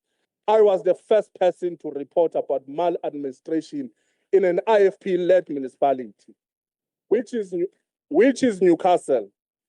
I'm going to notice that hotline. In 2025, KwaZulu-Natal was the first province in the country to implement consequence management framework. Fast forward to 2026, the Premier has failed the people of this province again. Until today, he is still investigating cases of corruption reported by whistleblowers. Honorable Premier, in Newcastle, I'll speak of Newcastle, we have a serious concern of corruption cases, which is alleged that 14 million was spent on a 5-meter road and 28 million was spent on VIP toilets hire, and a staggering 65 million was spent on planned hire. Inkosi Langalbalele, which is alleged to have spent also 500,000 in a mayoral cup, while it has limited funding on infrastructure maintenance. Yet again, all this corruption is there. There is nothing which speaks about serious consequence management or municipal support plan for 28 municipalities. It's only entailed in the speech of the Premier, but there's nothing that speaks of capping that corruption in those particular areas. Honorable Premier, one of your weaknesses, it's your continued failure to take decisions and to be a firm leader. On the people that are compromising service delivery or unethical leadership who are actively engaged on abuse of power for private gain, corruption, nepotism, financial mismanagement of public funds, Honorable Premier, it erodes public trust and it undermines democracy. Where officials prioritizes personal or party gain over public services. Honorable Premier, let me borrow from your party ethos and writings. On your 13-point plan, IFP manifesto of 2024, it entails a mission statement or a letter from your president, Honorable V.F. Hlabisa, who writes as follows: "It has been painful to see South Africa led astray by a majority party that become drunk with power. Corruption has taken hold, and basic service delivery has become another broken promise." It's Honorable Hlabisa who says that. Who at the time was lambasting the African National Congress that today you are cozy with? At least do it for shame, because maybe you are doing egg walk and you are scared to take decisions. You are going to be accused of being factional by AMA Triple K, by AMA AU. Just do it for shame. Newcastle used to be one of the cleanest cities here in KZN. Today it is filthy. What was once a construction site is slowly becoming a ghost town under the IFP-led. 2 years, dodgy, mediocre leaders masquerading as public officials, but they know that they are there for their self-gains. Honorable Premier, in light of the above, this 45-page mini thesis disguised as a State of the Province address is nothing to write home about, except to characterize the government of provincial unity as one that is full of empty promises, gimmicks, and theatrics. Honorable Premier, whilst we welcome the 216 million set aside to address backlog in this province, ungakulingi uyise komasipala leyo mali, and we are going to monitor it ukuthi isebenza kuphi kanjani. Because all these municipalities, they've collapsed. Now we're going to assist you, Honorable Premier, in that particular program. Starting from Newcastle to Kokstad, Umdoni to Umtubatuba, Vryheid to Esphawini, Dwedwe to Ezakheni. We'll urge our people to share pictures and send petitions of the road conditions and the sewer spillage in their towns. We'll volunteer as the EFF to help fast-track fixing of roads and the dilapidated infrastructure. Thank you very much.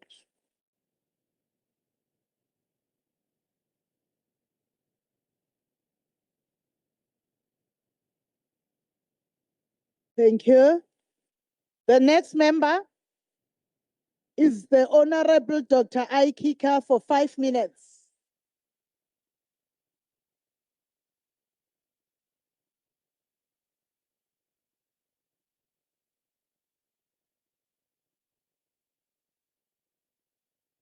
Madam Speaker, I was going to say nothing about the most feckless opposition that has ever occupied the benches of this legislature, but say this: if you give them a beautiful pot of honey, they will complain that the salt in it is short.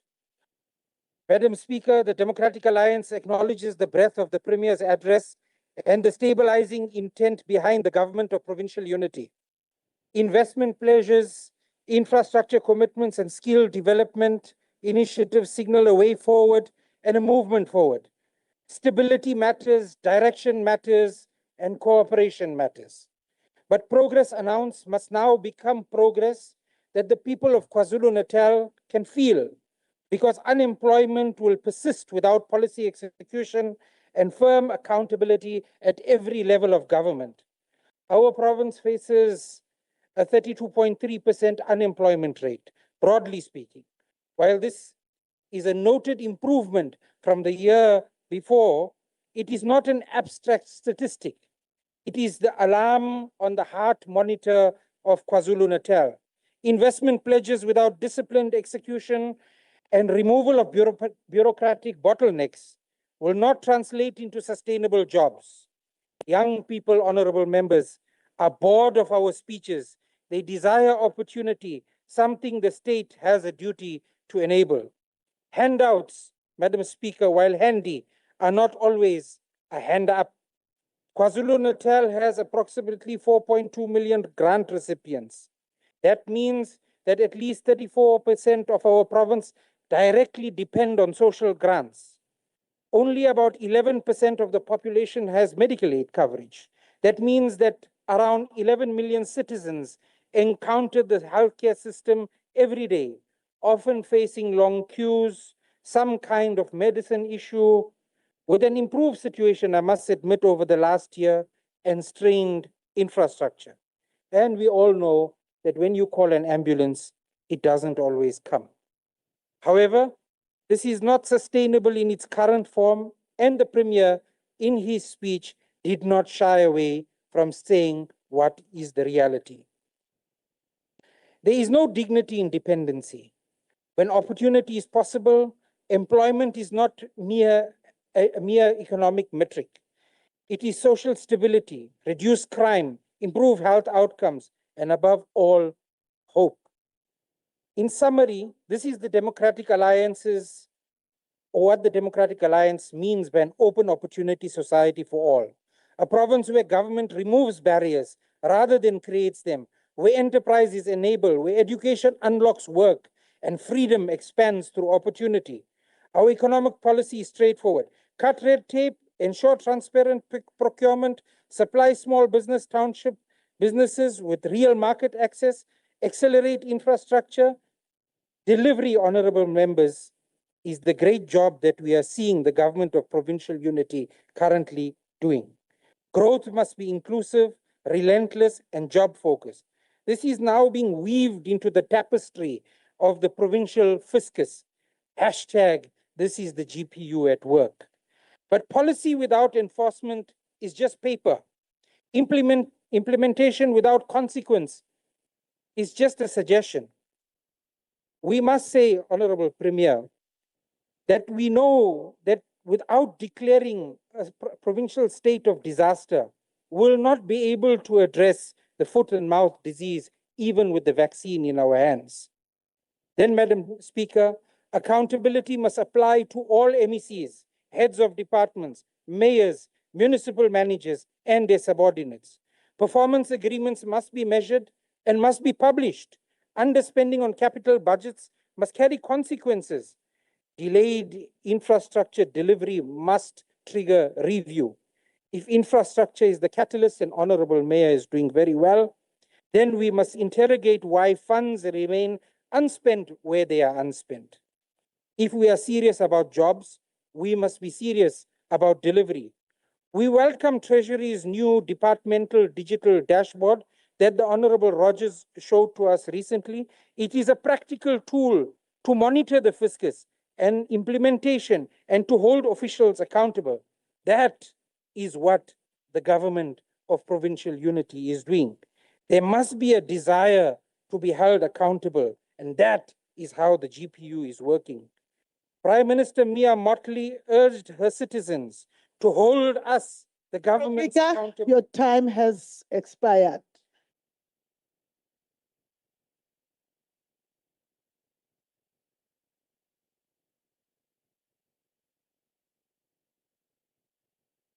The next member for 7 minutes is the Honorable PDH Chiliza.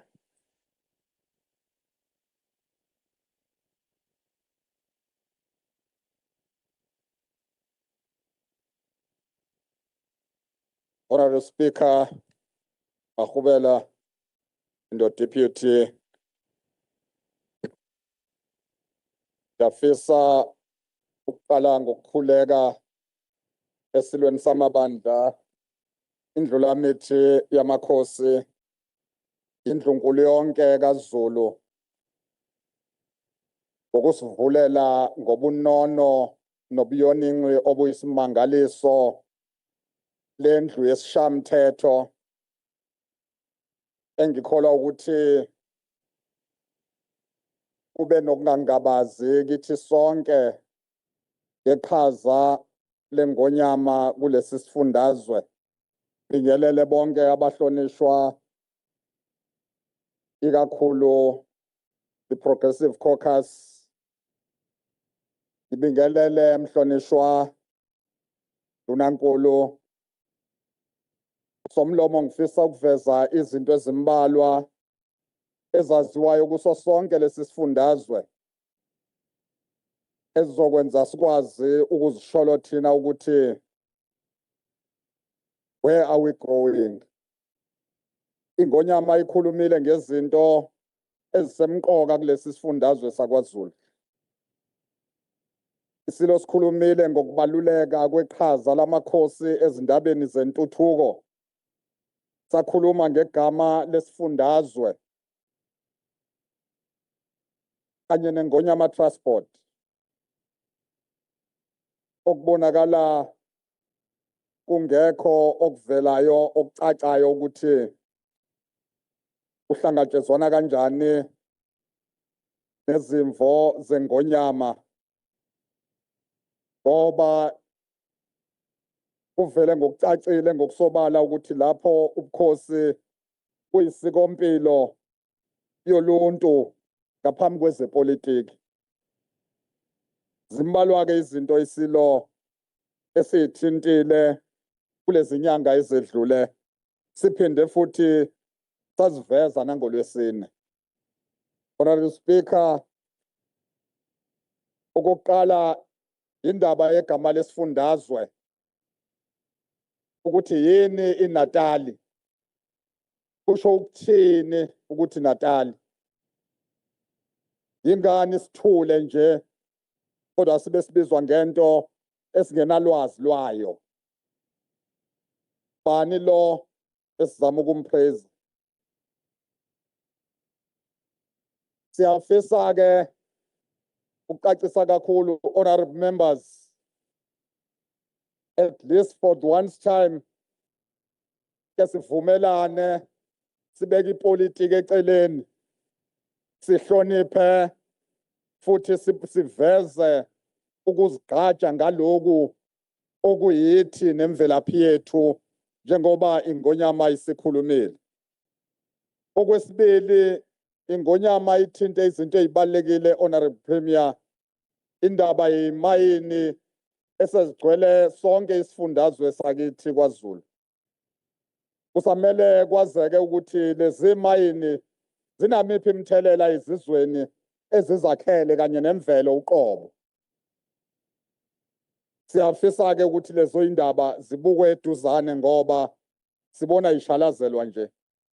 Okwesithathu, ile ndaba yokukhonjwa ngenjumbane kwesigayo sakwaHulet. Siyafisa ukudlulisa ukuthokoza kakhulu usihlalo weRoyal Chancellor inkosi uZondi ngokungenelela asebenzise bonke ubuhlakani nabo bonke abangakwazi ukuzobhekana nokuqonda nalesi simo. Abalimi abasebenzelana nalesi sigayo sikamoba kanye nabasebenzi bezinhlaka ezahlukene kule mboni bazoshoniswa phi uma lesi sigayo sivalwa. Okunye indaba yeNgonyama Trust, Honorable Premier, ukuthi amandla ebhodi leNgonyama lapha kwaZulu elikhuluma ngomhlaba wakwaZulu namakhosi liye kolawulwa nje uhulumeni kazwelonke. Kodwa kube kudingidwa izindaba zomhlaba wakwaZulu. Lento esho yisilo ayigcini nje uhlanga lomhlabathi ize ithinte nezinye izigaba zobukhosi kuso sonke isifundazwe. INgonyama Trust Act, the Land Restitution Act, the Mineral and Petroleum Resources Development Act zidinga ukubuyekezwa Phemba, zithi ukubhekwa eduzane. Siyaqonda ukuthi okunye kusuke kuthinta uzwelonke, kodwa ngoba zithinta indawo zabantu abahlwempu lapha emakhaya kubalekile ukuthi zithi ukubukwa eduzane, zibhekisiswe ukuthi lemthetho kungabe iyasilekelela yini, ngoba kunezimo ezikhomba ukucindezeleka kwabantu abampisholo kulesi sifundazwe. Thina ke siyafisa ukuthi kucace kuvele ngokusobala ukuthi ubani ngempela ophehla lokucindezelwa komuntu ompisholo ngenxa yokuthi nje abalimi balezi zigayo zikamoba bathola ukuhlomula okupheleleyo nokwamukeleka kwimboni kashukela, bese kuba neyinkampani ezinkulu namabhanga amakhulu nabaholi beyinkampani ezinkulu esekuthiwa kunama billions akweletwa inkampani kashukela okulidela ukuthi ivalwe bese kuyathuleka nje. Kufanele kube khona okwenziwayo ngalokho. Honorable Premier, uthinte indaba ebalekile ngodaba lobukhosi lapho uveze khona ukuthi amakhosi ayahlala omasipala. Phemba ngiyafisa ukuveza ukuthi kuyinsumansumano okunye kwako ngoba imithetho, policies of municipalities ayishintshile iloku imile. Amakhosi asaphenduka ixhuse lapha enziwe nje ama ex officio. Honorable Chiliza, thank you.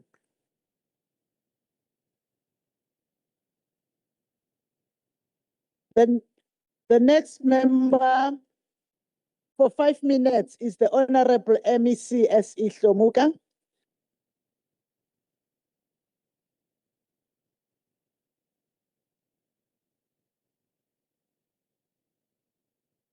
Thank you, Honorable Speaker. Greetings to yourself, Deputy Speaker, Honorable Premier, members of Legislature, Executive Council, people of KwaZulu-Natal.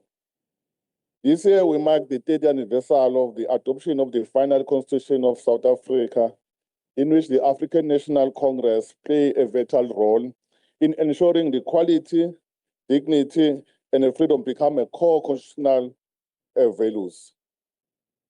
Beyond the words delivered by the Honorable Premier on his State of the Province address, which was well detailed, the true measure of the progress is visible in the lived realities, young minds being equipped with opportunities, families accessing healthcare with dignity, and the public service steadily strengthening under the leadership of the ANC-led department in KwaZulu-Natal. Honorable Speaker, the African National Congress carried a profound responsibility of leading the very departments that touch human life most directly on the daily basis, from health, education, and human settlement, guiding the sector that care for the sick, educate young, and provide housing. The ANC is not only writing a good SOPA story, but is shaping daily life realities and affirming dignity of the people of KwaZulu-Natal. In doing so, Madam Speaker, the ANC reaffirmed the historic mission to place the people first and build the province rooted in dignity and opportunities and hope. We want to commend our dedicated educators of KwaZulu-Natal through the long hours, limited resources, immune responsibilities. They remain steadfast in their mission to educate and mentor and inspire greatness. It is through the dedication of our learners that our province was afforded a moment of pride, reflection, and renewed commitment to education excellence across the country by claiming the first position in the 2025 National Senior Certificate. This steady improvement in education outcome across the province is clear proof that sustained ANC policy continue to expand access to improve performance and open real pathway to economic participation for young people. Ngiyafisa ke Speaker ukuthi sike sishayele Department takwa Health ngaphansi kwe-leadership u-MEC uSimelane ngokuqhasha ama-health workers about 5,000 babaqashwa permanent within one financial year. Okhombisa kona ukuthi umsebenzi uyenziwa lapha kwa-government, kakhulukazi i-Department of Health, noma zikhona iy'nkinga kodwa i-employment ekakuthiwa iyona i-priority, siyabaqasha abantu futhi nothi kwi-contract basaqashe permanent, ukuba abantu abakithi bazokwazi ukuthi bathole okuya ngasethunjini.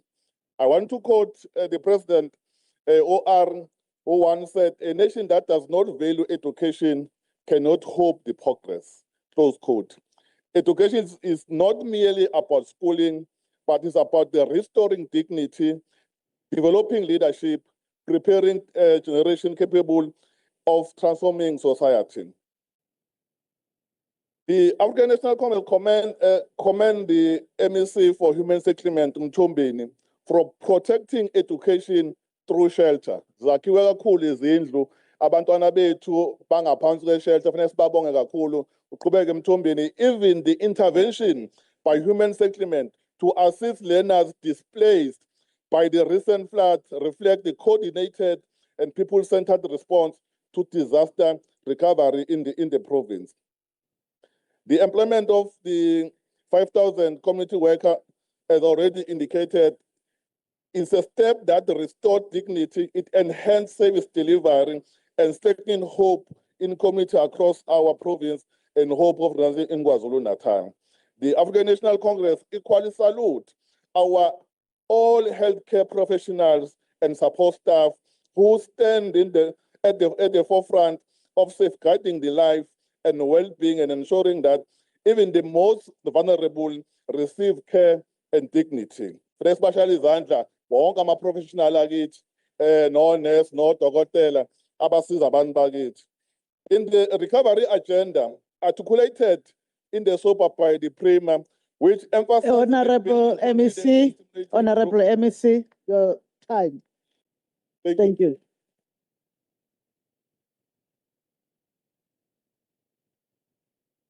The next member for 8 minutes is the Honorable S.S. Makubane.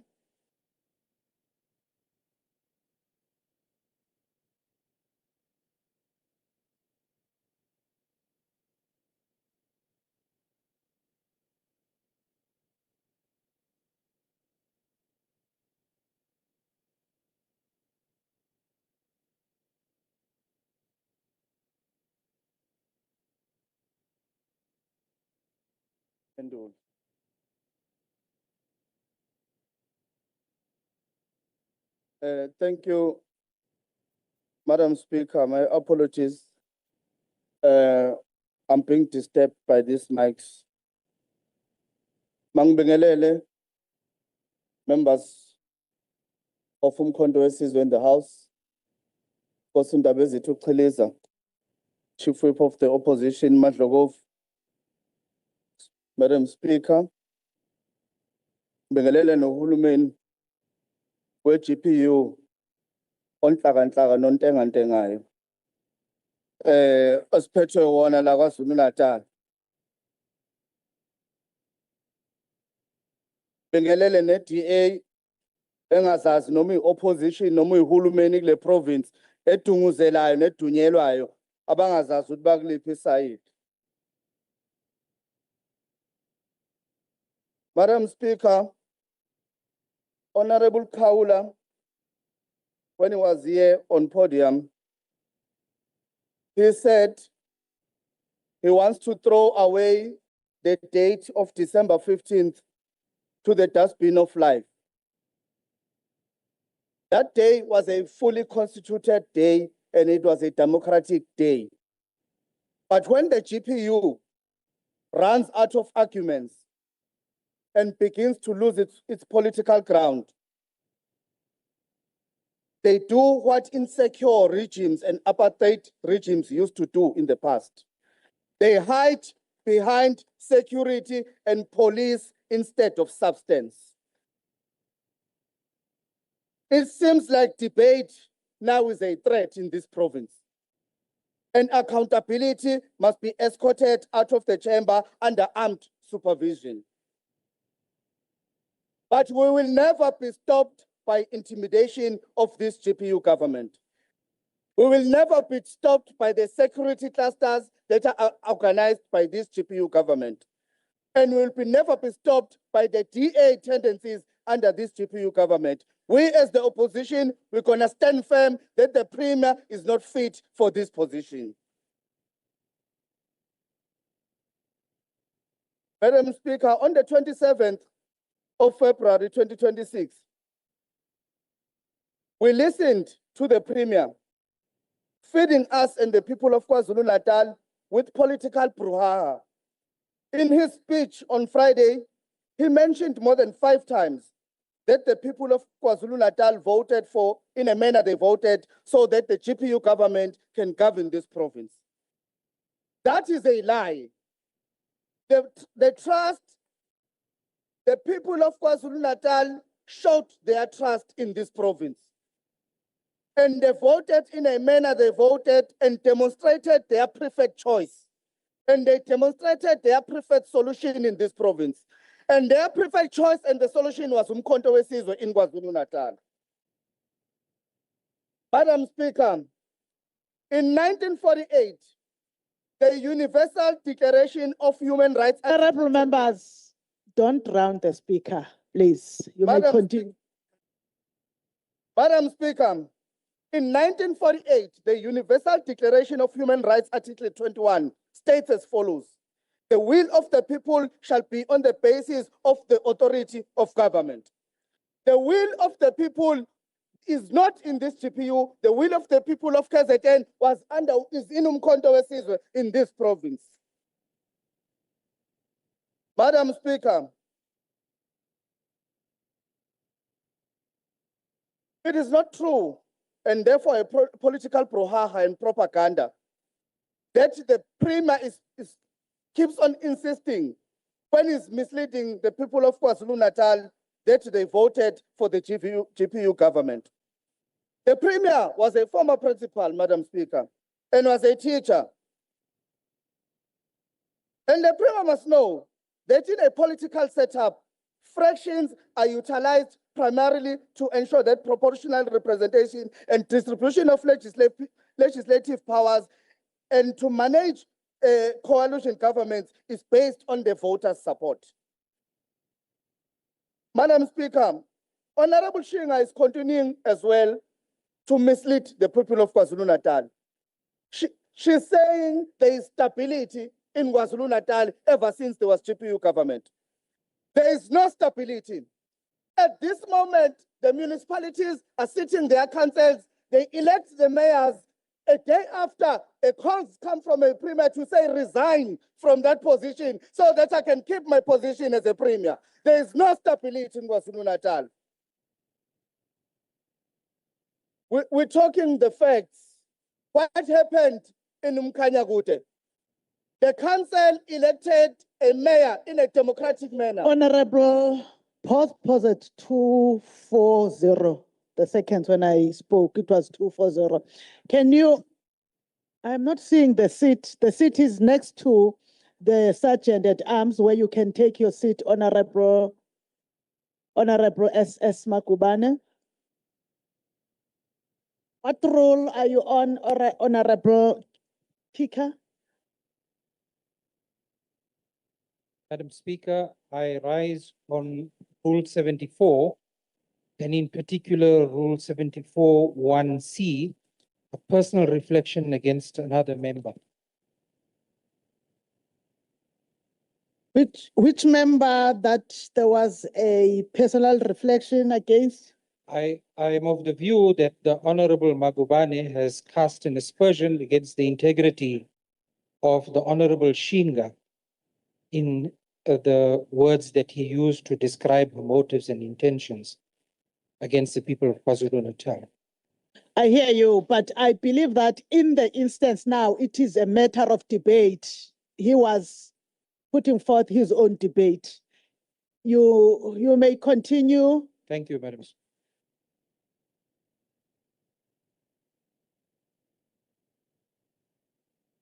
Honorable Mbata, you are not supposed to do that, sir. Thank you, Honorable Speaker. Let me continue with my speech. There is no stability in the municipalities in this province ever since the establishment of the GPU government. Currently, as we speak, put aside what happened in Mkanyagute. Currently, as we speak, in Danhausen municipality, a mayor of IFP that was recently elected is being asked to resign so that ANC can come back on that position so that they can secure the GPU government positions. So if even at this moment, there's no stability, you're going to have an honorable member in a top position in the province. The definition of an honorable member is a person who's admirable, who's moral and conscience driven, and also who's trustworthy. That person, Honorable Speaker, an honorable member, will be ensuring that there is no stability in other political parties, including the members who are being sent into this house, that there will be chaos in their own political parties so that he can secure his own position in this province. That is not the way to go in this province. Stability must be the measure of the day in this province. So when we're going to have a premier that is ignoring that there must be stability in this province, when we're going to have a premier that is ignoring that the instability that is in this province is caused by this arrangement of the GPU that does not involve or include the people, democratic voters that they casted on the 24th of May, on the 29th of May, 2024. We're not going to be agreeing with it as Umkhonto weSizwe.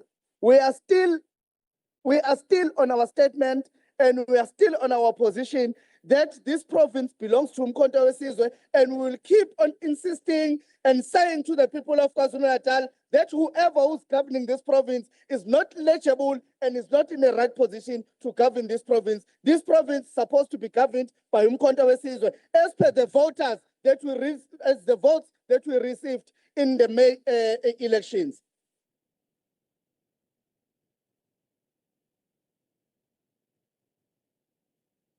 The propaganda that is being, or the rumors that are being circulated over the matter. Thank you, Honorable Makubane.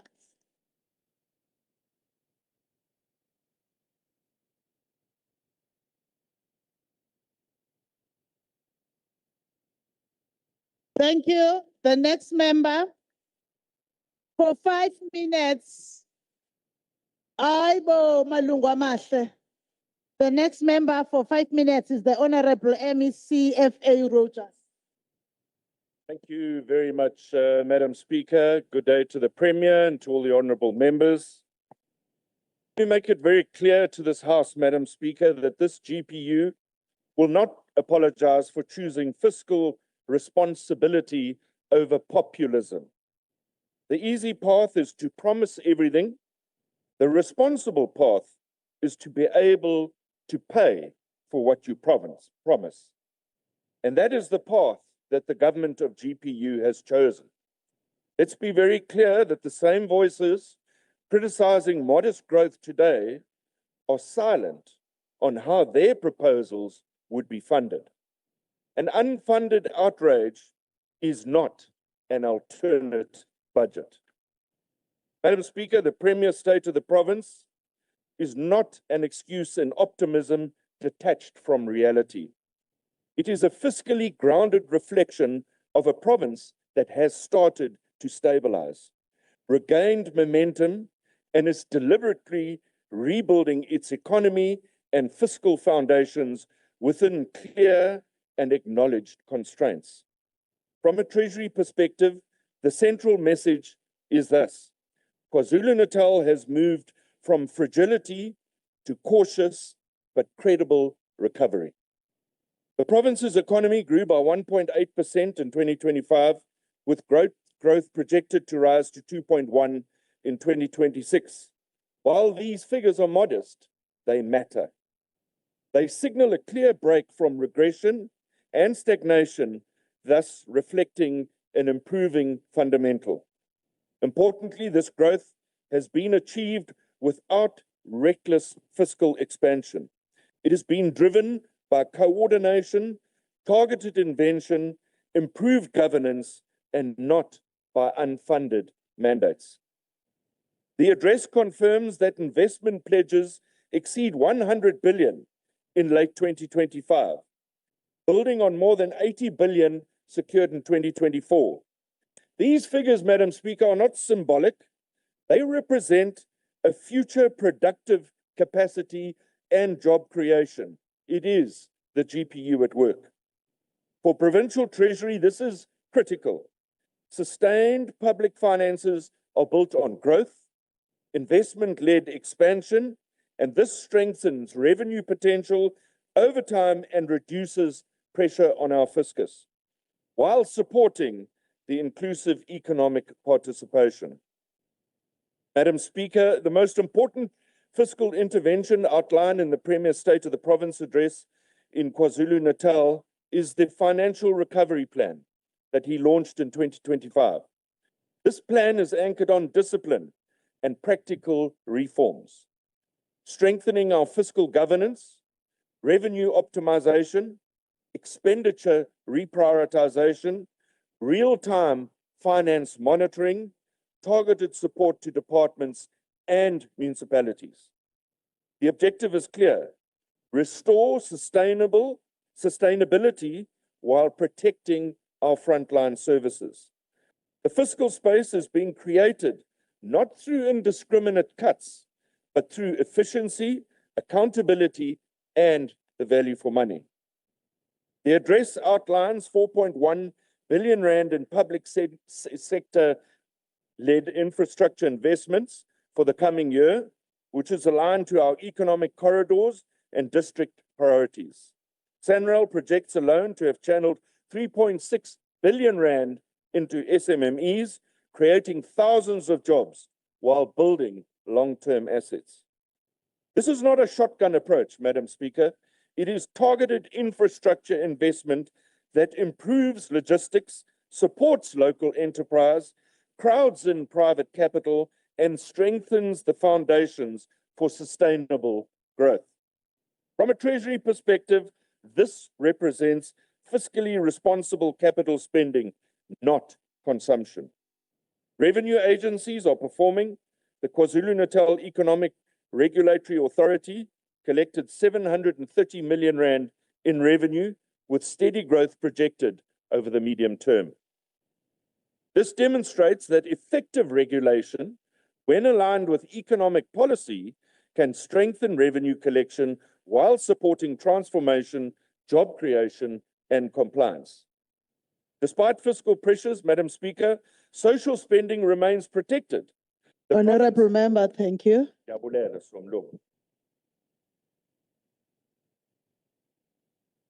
The next member for 6 minutes is Honorable MEC S.A. Duma.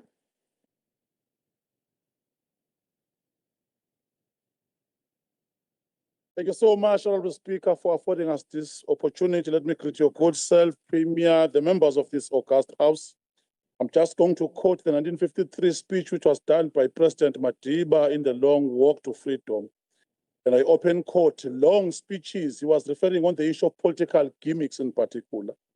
I'm quoting over these long speeches, the shaking of fists, the banging of tables, and strong worded resolutions out of touch with the objective conditions do not bring about mass action and can do a great deal of harm to the struggle with self. I just wanted to highlight, and I close the court, Honorable Speaker, the hitherto to the issue of class, race, and gender remains a source of struggle and what we must attain to balance as legislators. We are duty bound just to do that. Black people in general and African people in particular is the pinnacle of what we should be transforming because of apartheid past in our country and the continent at large. We would, of course, demystify certain fictions as presented in this podium about government and state the fact and implementation of service delivery. Honorable Premier, we like how you augment stating direct from the SONA and tailor-made for the province of KwaZulu-Natal in your SOPA. Those are key features, and we are delighted that we're able to do that. History will note the strong foundation as laid by ANC government since the new dispensation. In KZN, for the first time, we recorded under MEC SE Hlomuga #1 for matric pass rate in the country called South Africa. I'm sure by now you are clear that we take this as the macrocosm in the development of South Africa as a country. I'm already by now that we've been told that 242 doctors have been accommodated and 5,000 health workers that play a pivotal role in servicing our vulnerable group. Thank to MEC Simelane for that sterling job. Others, as we know, they are occupied with making sound bites, which become a sound revolutionary, and decibels are monitoring that. And the reality is that when you build a capable state, an ethical state, there are issues that you must do as a matter of urgency. On Friday, through the SOPA, there are things that were highlighted. Let me just state for the record, Honorable Speaker, that Minister Pakstawu has been given a directive by the President to ensure that Tulet Hong Tongat is going to be assisted, and already they have quantified the 16 billion that is going to spend to ensure that it is assisted. That is a fact, not a myth. That's what is going to happen. He was here, he spent 2 days in the province of KwaZulu-Natal just to make sure.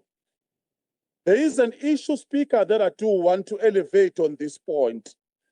Currently, the companies that we must state, they have a new trend in our country where monopolistic companies just deliberately divert the shares and input of the company and then self-liquidate. We must call this for what it is. It is economic sabotage by big companies that benefited through incentives of the state. And then business rescue will then come, which is also monopolistic in nature. These institutions are at the center only to maximize profit, which is what we will also emphatic when we meet Minister Pakstawu. It is almost the same asset.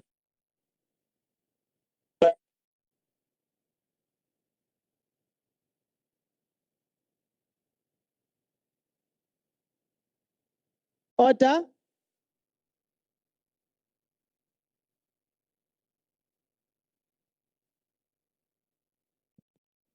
Honorable members, you are requested that when the mics are on again, you do not tamper with them when you come in,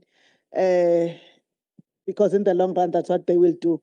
You may continue, Honorable Duma. I'm saying to those who came before you.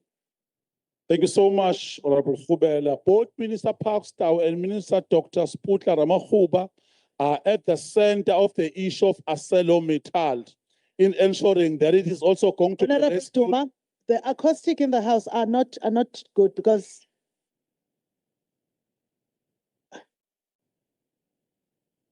hlisa isandla Mhlonishwa Umoyo. Hlisa isandla Mhlonishwa Umoyo. Yes, assist the MEC Sergeant at Arms, including on where the mic would go because of the broadness of the voice.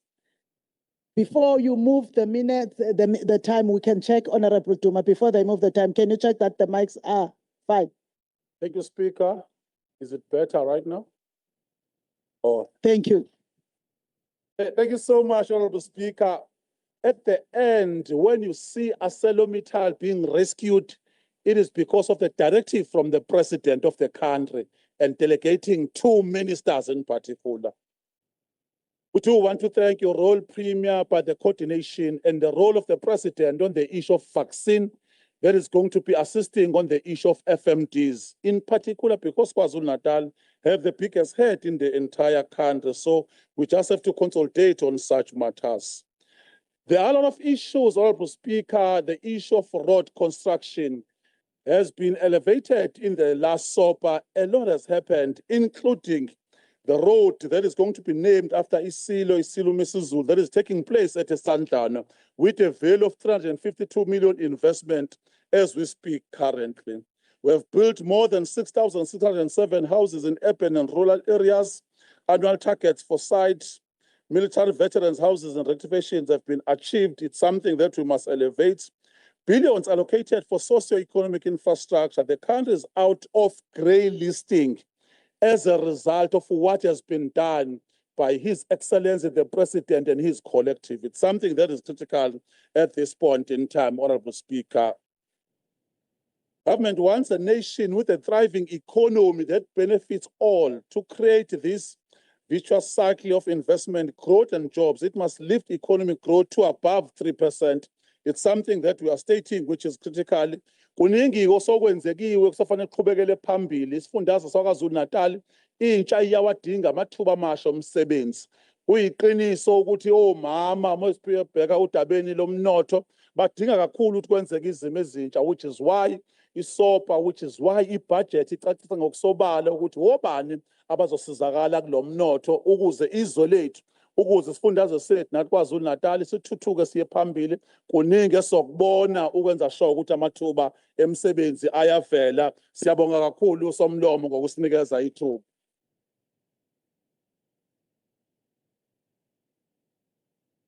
Thank you. The next member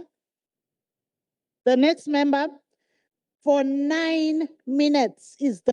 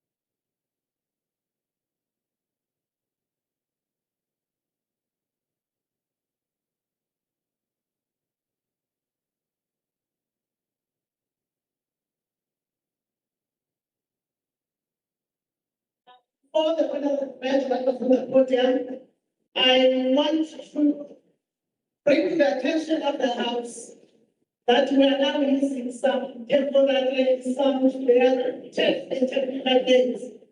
And we want to apologize, as I said, that I believe that it is also an issue of quality that I raised with the staff.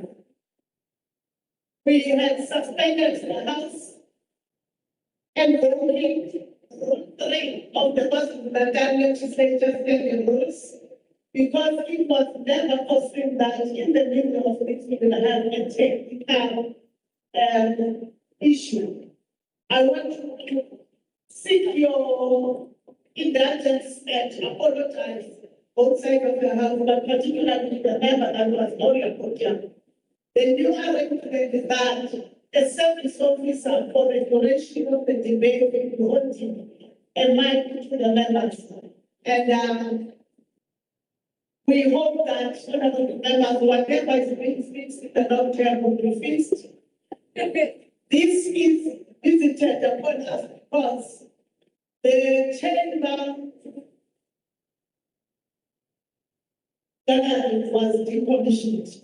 And we have to keep in line with the professional health and safety standards and the laws of this country. Sincere apologies, honorable members. Honorable Guests, apologies, Chair. You may now say, come as you stand. You have not started the debate in 9 minutes, and the service officer has been instructed what to do. Thank you. Honorable Guests, for 9 minutes.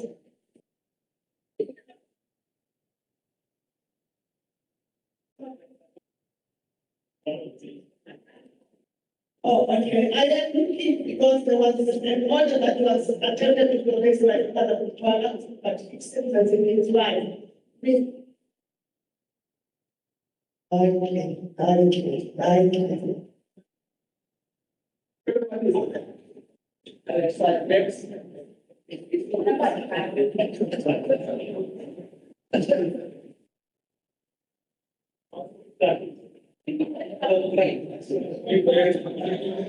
It's okay.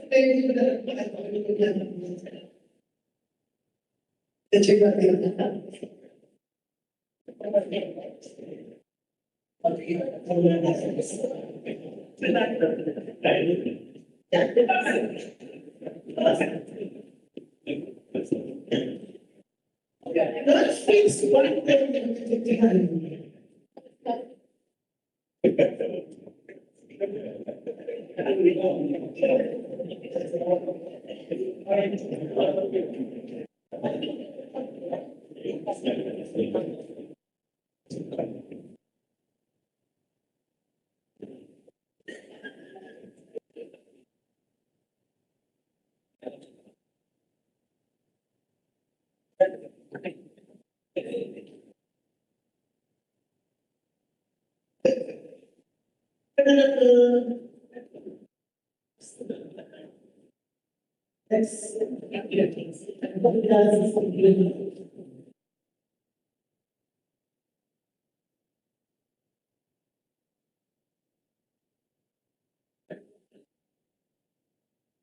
Yes, this gets planned administrative, no politician. There's the number of lines and stuff.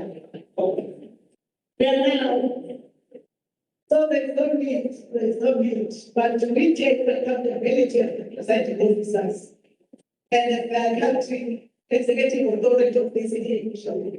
I take full accountability. Hence, I apologize in all humility.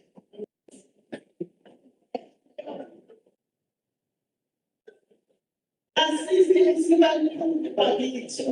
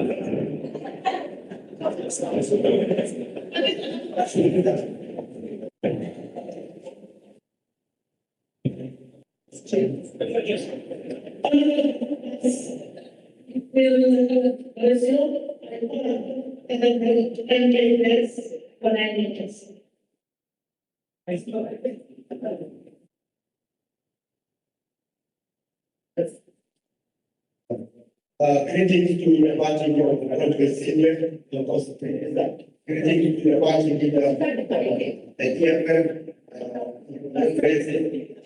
Greetings to the members of the conference, and greetings also to our friends at the side.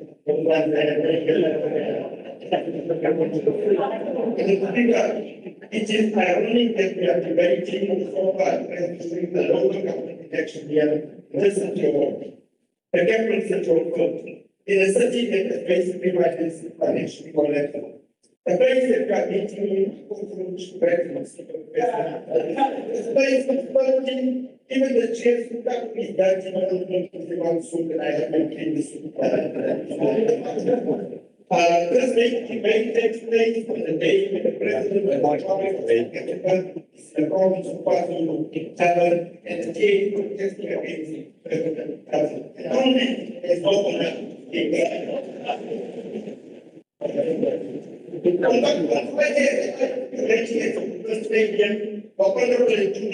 As a program for 3 hours, so the grandstand and much as we talk. Yeah, experts and experts, nothing else. Already the street pages present the plan.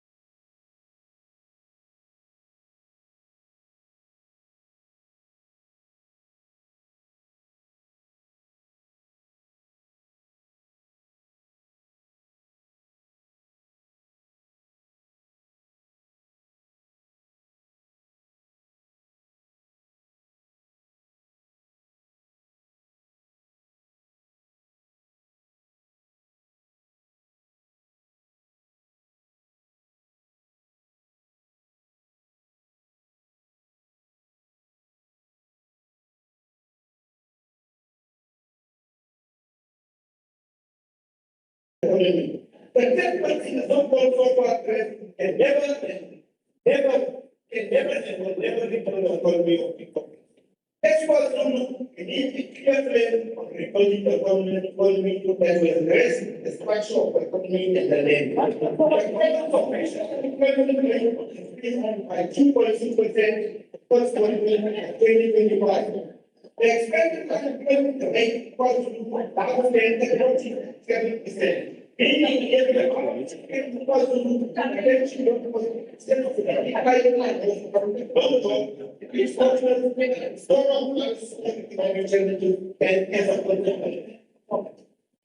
quarter 1, 2025, was experience what we characterized yet not within quarter 4 of 2024, quarter 1, 2025, quarter 2 was the worst affected quarter. I should take $104 4,000 jobs. In early 2026, each year, reports indicate continued strength in the economy, but as well as for 1,000 jobs was in quarter 2 2025. The unemployment rate is skyrocketing in the province of KwaZulu-Natal. On Friday, the government generated 30 days on the podium, 3 hours in the capital center. The people of people of many other parts of KwaZulu-Natal are people of this province are unemployed and hungry. Amir Kabal said, I couldn't vote. Always bear in mind that the people are fighting for ideas. But the things someone said, they are fighting for the material benefits, to live better in peace, to see their lives improved, to guarantee the future of their children. Close quote. Indeed, the people of KwaZulu-Natal are fighting for very clear ideas in the Premier. On the issue of GBV and crime in KwaZulu, Honorable Speaker, it is a vile abuse and violence against women and girls when they have to sleep with powerful men in order to be employed and to have job security in the provincial government. In fact, it is a form of rape against women. This form of gender-based violence needs to end, and it needs to end now. Umkhonto weSizwe appeals to all women employed by the provincial government who have experienced such abuse to come forward. We must deal with sex pests in this provincial government of ours. On the issue of crime that the Honorable Premier so elegantly expressed how they are fighting crime in this province, I want to remind the Honorable Premier that those guns that are still crying in this province, that are committing the crimes, the Honorable Premier needs to understand where those guns come from. There was a member of this house, Philip Powell, a member of the IFP, which brought truckloads, tons of ammunition into this province of KwaZulu-Natal. Guns upon guns was brought into this province, and those guns are still being used by criminals in this province. The IFP must address its own elephant in the room. Later on, the IFP, together with the ANC to some extent, gave free passage to Philip Powell to leave this country. Philip Powell must be returned to this country to point out all those firearms, all the ammunition. And we are talking about tons and tons of ammunition and guns that was brought in this province that our criminals are still using up to today to commit crimes in this province. Philip Powell must be brought back into this country to point out those weapons. Philip Powell must account for the death of Reggie Hatebe. He must account for the death of Skumbuzo Ngwenya in this province. Only then, Honorable Chair, only then can you say we are addressing crime in this province. Other than that, we are absolutely not addressing crime until we can locate those arms that are stashed in this province.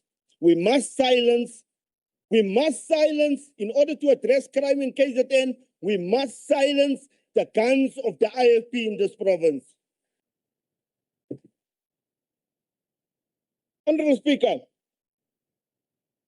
there's another issue that I have to raise here. It's the issue of what's happening currently internationally, the attack of America and its Zionist partner on Iran. Now, Honorable Speaker, as some controversies, we want to condemn what is happening because that have an impact on our economy in this province, our economy in this country. And we must condemn it.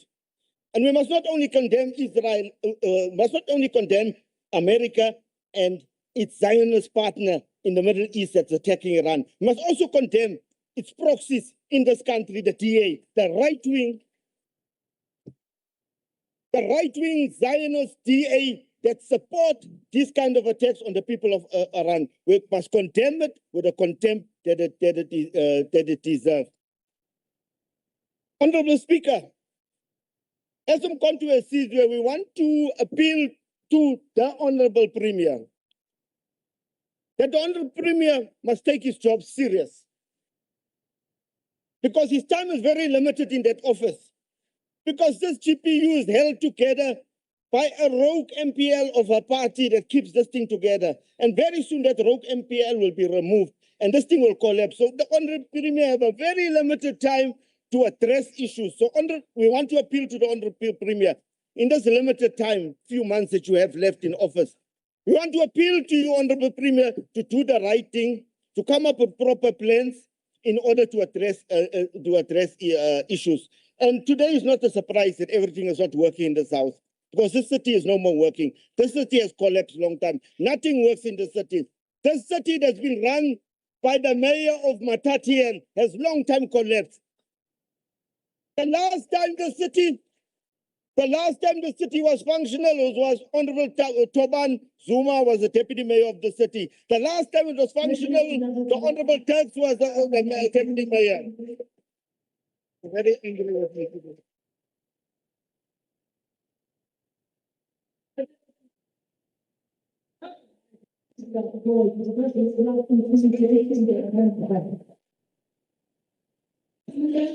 The next speaker for 12 minutes, the Honorable Dr.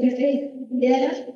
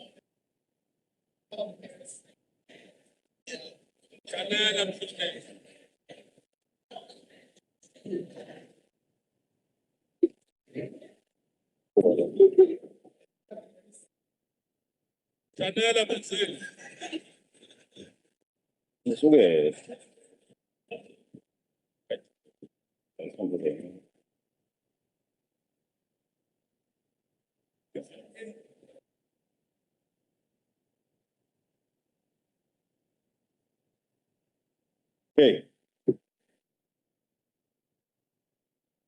Thank you very much, Honorable Speaker. I want to extend my humble greetings to your good self and the Deputy Speaker, the Honorable Premier, Sompis, Honorable Leader of Government Business, Chief Whip and the Deputy Chief Whip, Chair of Chairs and Deputy Chair of Chairs, Honorable Members, friends, colleagues, support staff, media and the gallery, receive my humble greetings. The Premier delivered correctly a 45-page State of the Province address.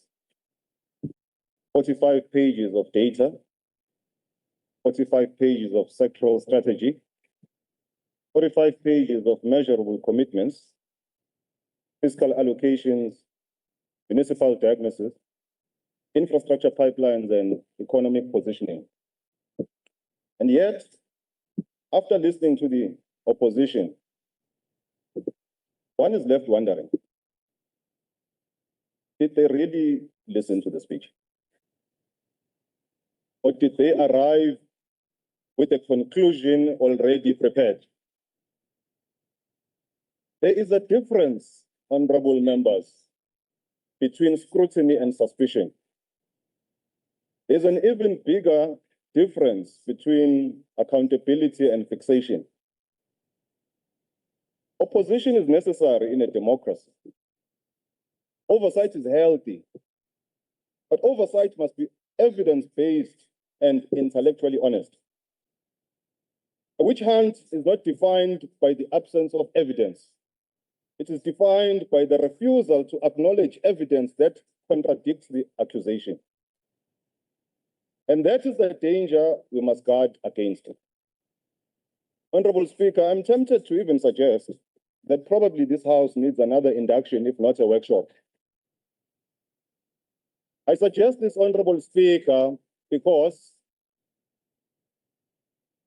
if the Premier delivers, if the Premier, Honorable Speaker, delivers a comprehensive State of the Province address, what do we note from the responses received today? Honorable Speaker, there is a difference between a departmental report and a State of the Province address. What we are noticing is a great level of hypocrisy, where it is almost expected of the Premier to address each and every minute aspect of each and every department in government. There is a mislocation and a misunderstanding of what a State of the Province address is. To prove this hypocrisy, Honorable Premier, if you speak about crime and you address the aspects of illegal foreigners, they will say you did not speak about gender-based violence. If you speak about illegal foreigners and then speak about gender-based violence, they will say you did not speak about killings in the township. The problem that we have is that there's almost an expectation that you must not deliver a State of the Province address, but you must address all performance areas of each and every department, and you lack the substance of what a State of the Province is. It's a strategic overview of achievements and government programs. Honorable Premier, Honorable Speaker, we were told of economic stabilization at 1.8% growth with projected improvement. We're further told of investment pledges exceeding 100 billion. We're told of municipal classifications, and by your own admission, we're also told of the challenges of different municipalities. We're further told of the secondary cities program, spending 30 years to structurally rebalancing provincial growth.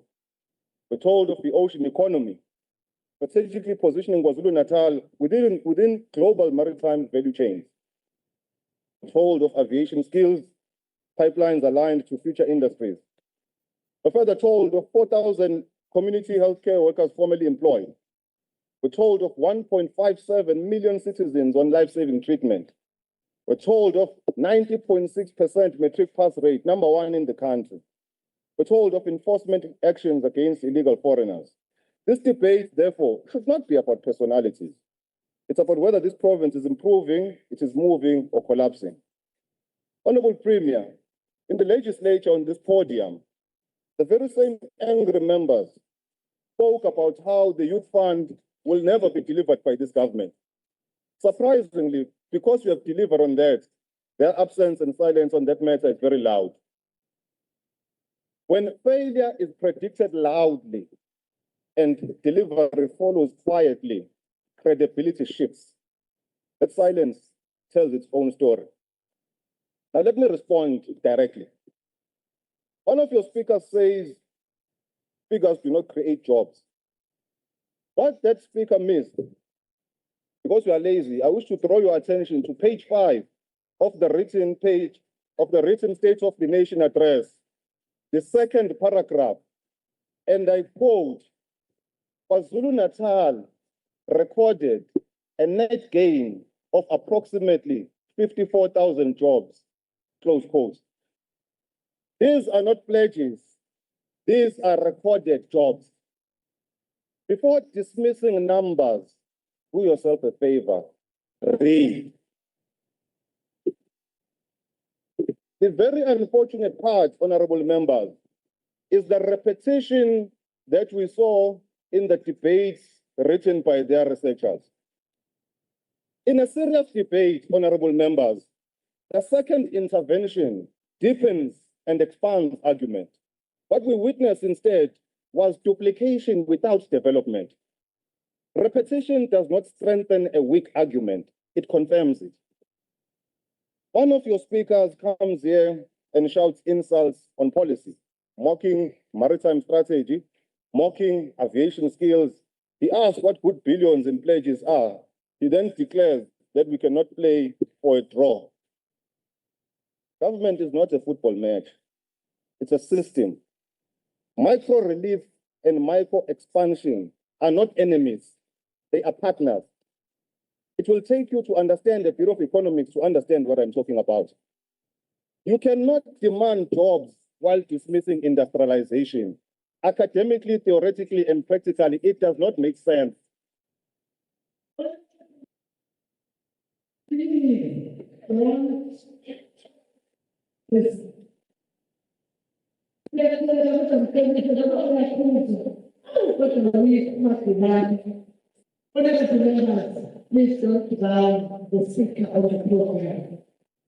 Honorable Speaker, you cannot reject capital inflow and then complain about unemployment. Investment precedes employment. Confidence precedes investment, and stability precedes confidence. If the honorable member rejects maritime and aviation strategy, let him table an alternative growth sector. It is easy to ridicule drones, but it's even harder to design an economy. You claim that the agriculture MEC has not delivered. The address detailed mechanization support, tractor deployment, revitalization of previously underutilized farms, and targeted rural support. If those facts are disputed, let us see the counter data, not this displayed frustration.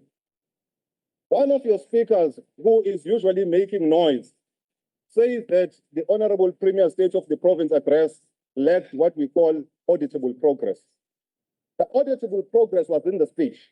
It was in the job figures, it was in the enforced statistics, it was on infrastructure, it was on allocations, it was on funding frameworks, and it was on municipal classifications. But what concerns me the most was the dismissal of EPW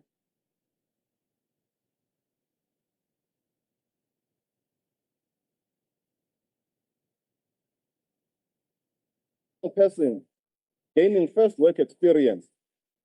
Are EPWP jobs permanent? No. Are they meaningless? Absolutely not.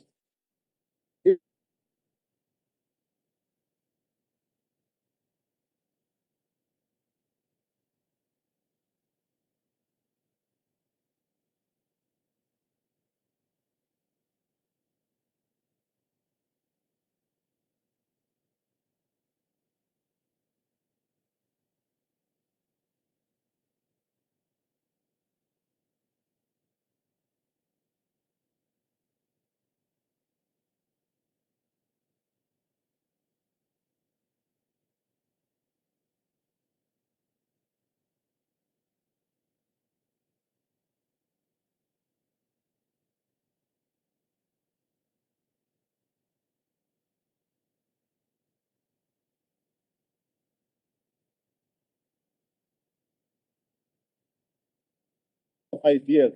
We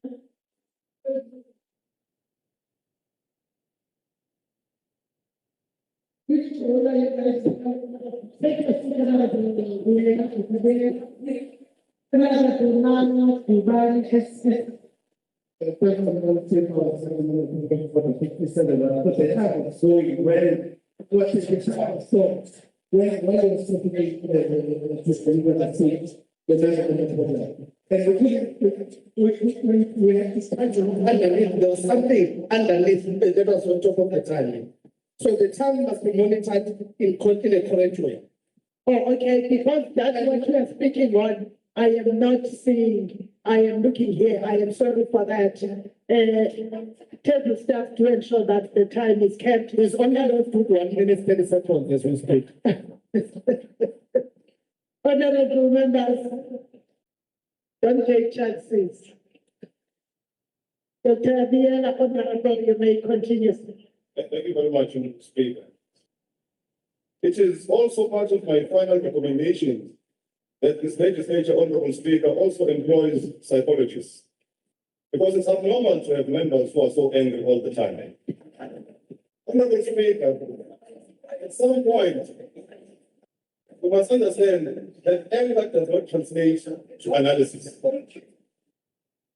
Passion, honorable members, is understandable, but shouting can never be a policy instrument. Volume does not replace evidence. Honorable Speaker, the Ministry for Public Works has recently went out to employ artisans and engineers to ensure that turnaround times are reducing for basic maintenance. In sports, we're seeing sports fields being built across the province. We're seeing matric pass rates increasing, and at some point we had medical officers protesting outside government offices. Were those sections of the state of the province address deliberately ignored or conveniently skipped? As I close, Honorable Speaker, time has a ruthless way of exposing the difference between those who build institutions and those who merely provoke them. In the heat of politics, noise can feel like strength and constant anger can look like leadership.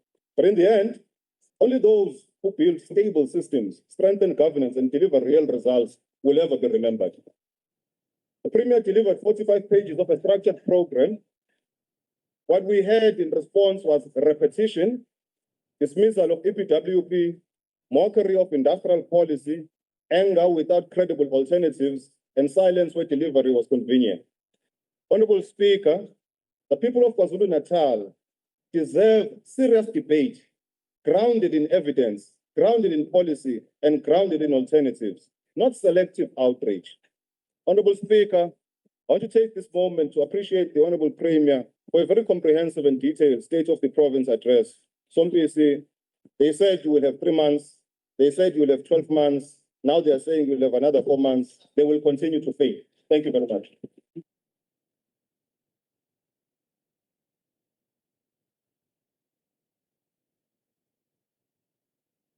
Thank you, Honorable Member, for your debate. Honorable Member.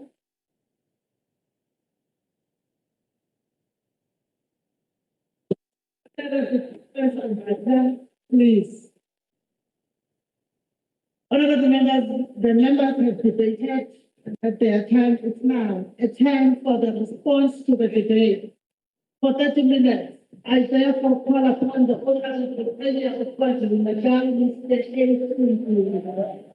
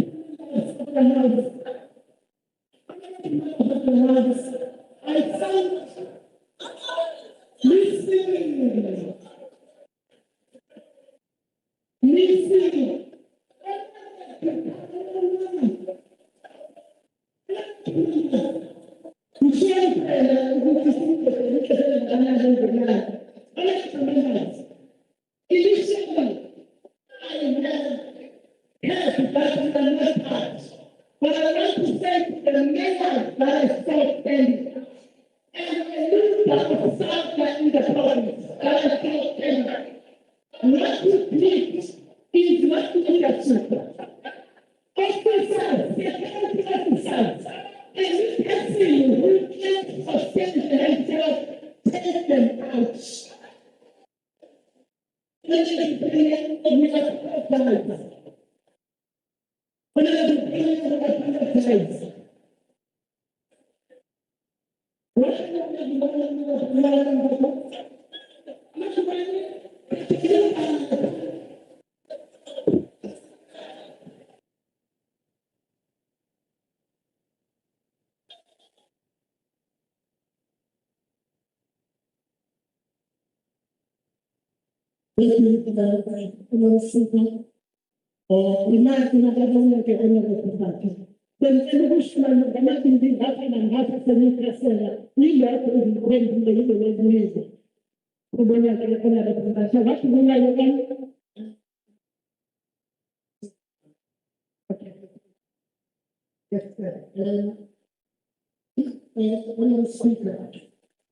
I want to raise my concern. Okay, what is the concern? Raise a point of argument.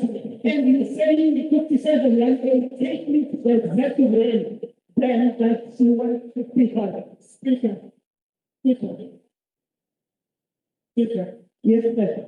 Now, my point of argument is the police, which when I was speaking at. But remember that the police program is essential because the investigation is transferred and the private officer has not been trained. So which is learning that you are speaking well because I have made a relation there. I'm rising on the issue that says the police can know. I'm not getting members. What do you want to tell us? I'm not even seeking to this. Now, it is probably the now, I think the news are there. Another thing that with all due respect, you raised the role 57(1)(a), and I'm saying also with that role, what exactly has been what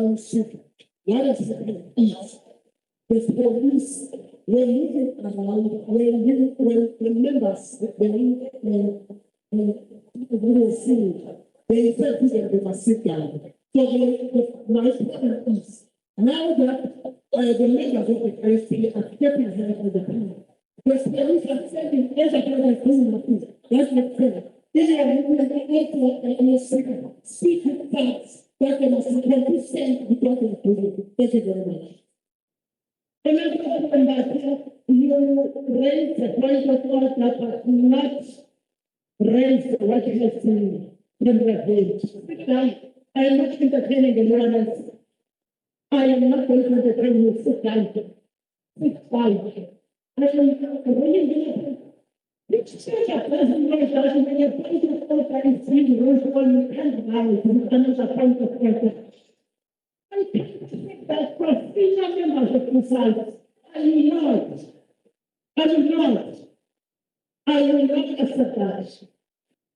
The reason you were not raising the room is because you were wanting to emphasize what has been covered by the presiding officer. You don't have the responsibility to do that, Honorable Member. Rise with the point of order and you will attend to it. No, there is no matter. The point of order has been dismissed.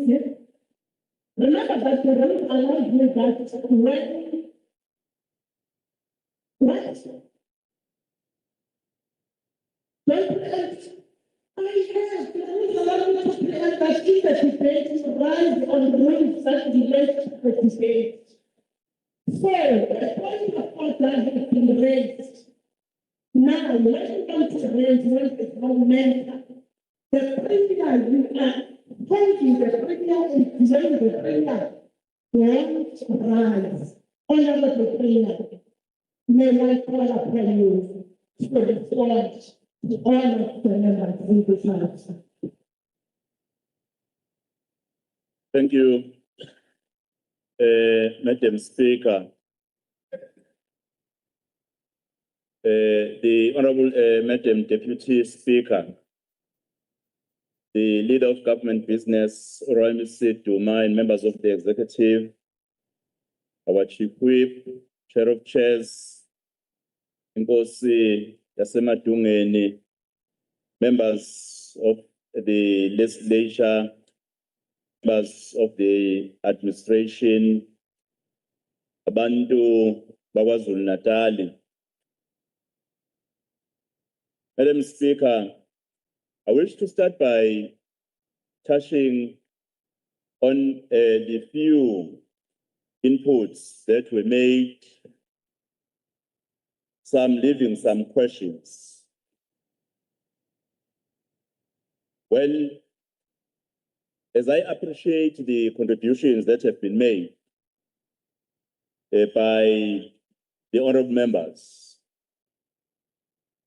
but I think it's important for me to mention that the matter of the SMMEs, the 30 days payment, is a subject that we assist with and that we are encouraging, if not pushing, all departments to abide with 30 days payment of the service providers, not only the SMMEs.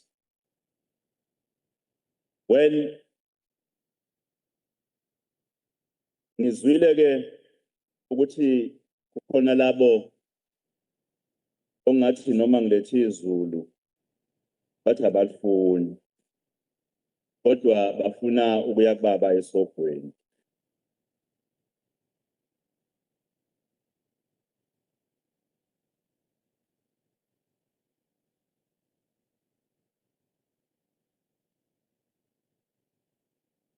Madam Speaker, the issue of the economic growth in various districts has been thoroughly analyzed, the potential of each and every district.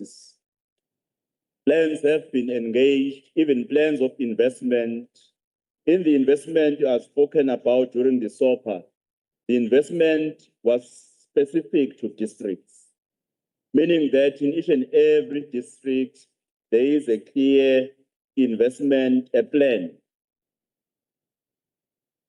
And the matter of the Otongati Hewlett, our government has MECs as the premier.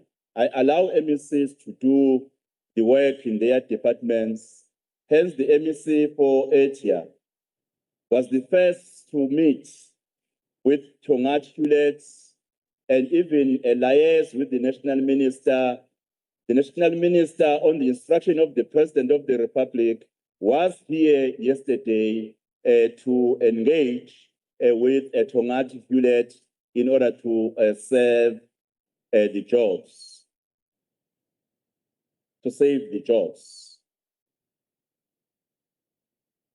So for whoever who might go in there can be many people going there for their own, in fact, a design. But as government, we do what is within our framework in order to ensure that we have an economy that is growing. Well, I will address the issue of the people of KwaZulu-Natal having made a choice that they want to be governed by MKP at a later stage. As one member, Madam Speaker, as once said here. It's unfortunate that some of the information is not easy to believe when there is no evidence provided that there is a premier or a senior leader who's now invading into other political parties' issues, dividing those political parties. I wonder how powerful that premier can be, in that he can even come into certain political parties, being the IFP, to influence matters in other political parties. There is no evidence, unfortunately, for that. Well, I heard that the SOPA was an IFP rally. I wish, Madam Speaker, to thank the member for attending the IFP rally, if it was an IFP rally. Thank you very much. We are going to invite you to the real, genuine IFP rally, not the State of the Province address, which was hosted in Woodburn. Well, lastly, touching base on some of the issues raised by our honorable members, the issue of IFP being accused that the member of the IFP, Philip Powell, brought weapons here in the province. I'm not quite sure whether there can be an answer to a question as to how many were brought by JZ, the president of the MKP, into this province. Angazi zingaki ikhala ezalethwa umsholozi lapha esifundazweni saKwaZulu-Natal.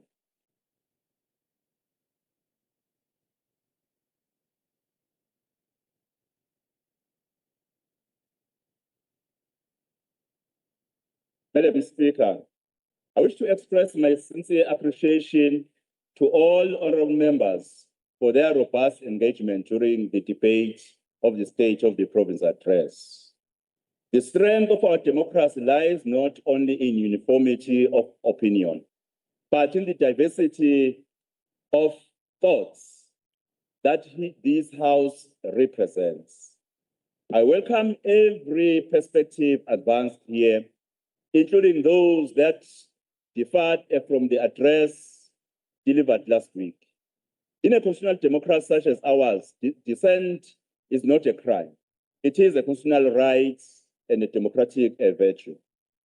It sharpens policy, deepens accountability, and transforms this chamber into a true marketplace of ideas where the people of KwaZulu-Natal are ultimately the beneficiaries. However, while disagreement is both legitimate and necessary, it must always be anchored in substance, evidence, and a shared commitment to the progress of our province. Disagreeing for the sake of disagreement does not strengthen democracy, it diminishes it. Our responsibility is not to win argument, but to solve problems of unemployment, poverty, inequality, crime, and service delivery challenges that confront our people daily. Let us therefore ensure that even where we differ, we do so constructively, guided by facts, integrity, and an unwavering commitment to build a capable, ethical, and developmental state for the people of KwaZulu-Natal. Last week, we presented to this House and to the people of KwaZulu-Natal an honest and sober reflection on the state of our province. Uma sikhuluma ngamathuba omsebenzi, sakubeka sacaca ukuthi baningi abantu abangasebenzi. Kodwa futhi bakhona abantu abacosha amathuba omsebenzi njengamanje amasha aqhamukayo.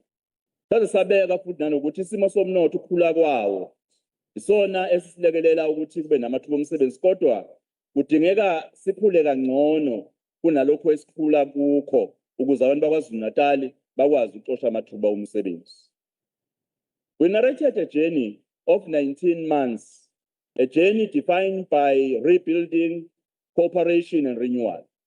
We demonstrated a government of social unity at work, committed to restoring public trust, strengthening governance, and advancing the interests of our people above narrow political considerations.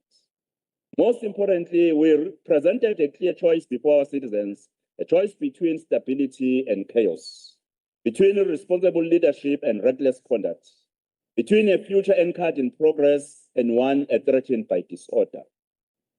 The people of KwaZulu-Natal expect leadership that unites rather than divides, that protects the dignity of our institutions, and that safeguards the democratic order upon which our collective future depends.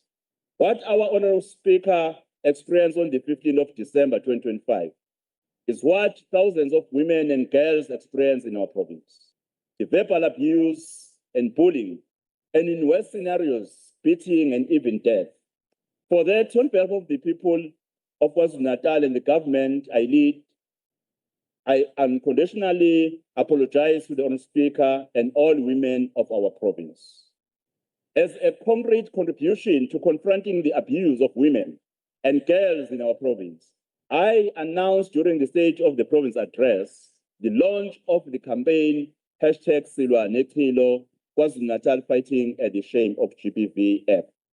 This is not a slogan crafted for applause. It is a year-long mobilization of society. The campaign represents a decisive shift in public consciousness from silent tolerance to active resistance, from victim blaming to perpetrator accountability, from episodic outrage to sustained societal action. KwaZulu-Natal must become a province where violence is rejected, reported, confronted, and untimely eradicated. In the same spirit of structural change, I announced the launch of the Women Advancement Fund. Honourable members, the fund is not a charity, it is an economic instrument. It recognizes the fundamental truth: women are not peripheral at growth, they are central to it. When women-owned enterprises thrive, household incomes stabilizes, children's prospects improve, and local economies expand. The central theme of this third State of the Province address was inclusive economic growth. Let me be clear. Inclusive growth is not a populist phrase for the government I lead. It is an honest acknowledgement of our history and the SOPA reading of our present. Ours remains an economy shaped by exclusion, structural concentrated, spatially distorted, and deeply unequal. To pretend otherwise would be intellectually dishonest. Inclusive growth demands that we confront uncomfortable realities and make hard choices. It requires systemic reform. Our economy requires systemic reform, not piecemeal initiatives. It requires coordination, not fragmentation, and above all, it requires the courage to reshape the architecture of opportunity in this province. It is precisely for this reason that we have refocused our state-owned and strategic entities to become instruments of transformation rather than passive administrators. Entities such as Itala Development Finance Corporation have been directed to anchor inclusive growth through targeted financing, skills development, industrial support, and entrepreneurship programs, with deliberate emphasis on women and youth. State-owned entities must not operate at the margin of economic reform. They must lead it. When properly aligned, governed with integrity, and guided by clear developmental mandates, they become powerful levers to expand participation, unlock township and rural economies, and ensure that growth in KwaZulu-Natal is not only faster, but fairer. As the Government of Provincial Unity, we are firmly committed to rethinking rural development, not as a peripheral program, but as a central pillar of our provincial growth strategy. We reimagine our rural areas not merely as ancestral lands of cultural significance, but as dynamic economic spaces capable of producing, trading, innovating, and as sustaining their own residents with dignity. Rural KwaZulu-Natal must not be defined by out-migration and dependency, but by productivity, connectivity, and opportunity. It is for this reason that we are advancing a deliberate program of connectivity, infrastructure, expansion, and improved spatial planning. Roads, digital access, bulk water infrastructure, energy provision, and agro-processing hubs are not luxuries. They are prerequisites for rural economy participation. And through better spatial integration, we seek to break the apartheid geography that still separates people from markets, farmers from a value chain, and rural youth from economic prospects. Okuhle kakhulu Hlonishwa Somlomo ukuthi sivumile ukuthi zisekhona inkinga zengqalazinda esiyilungisayo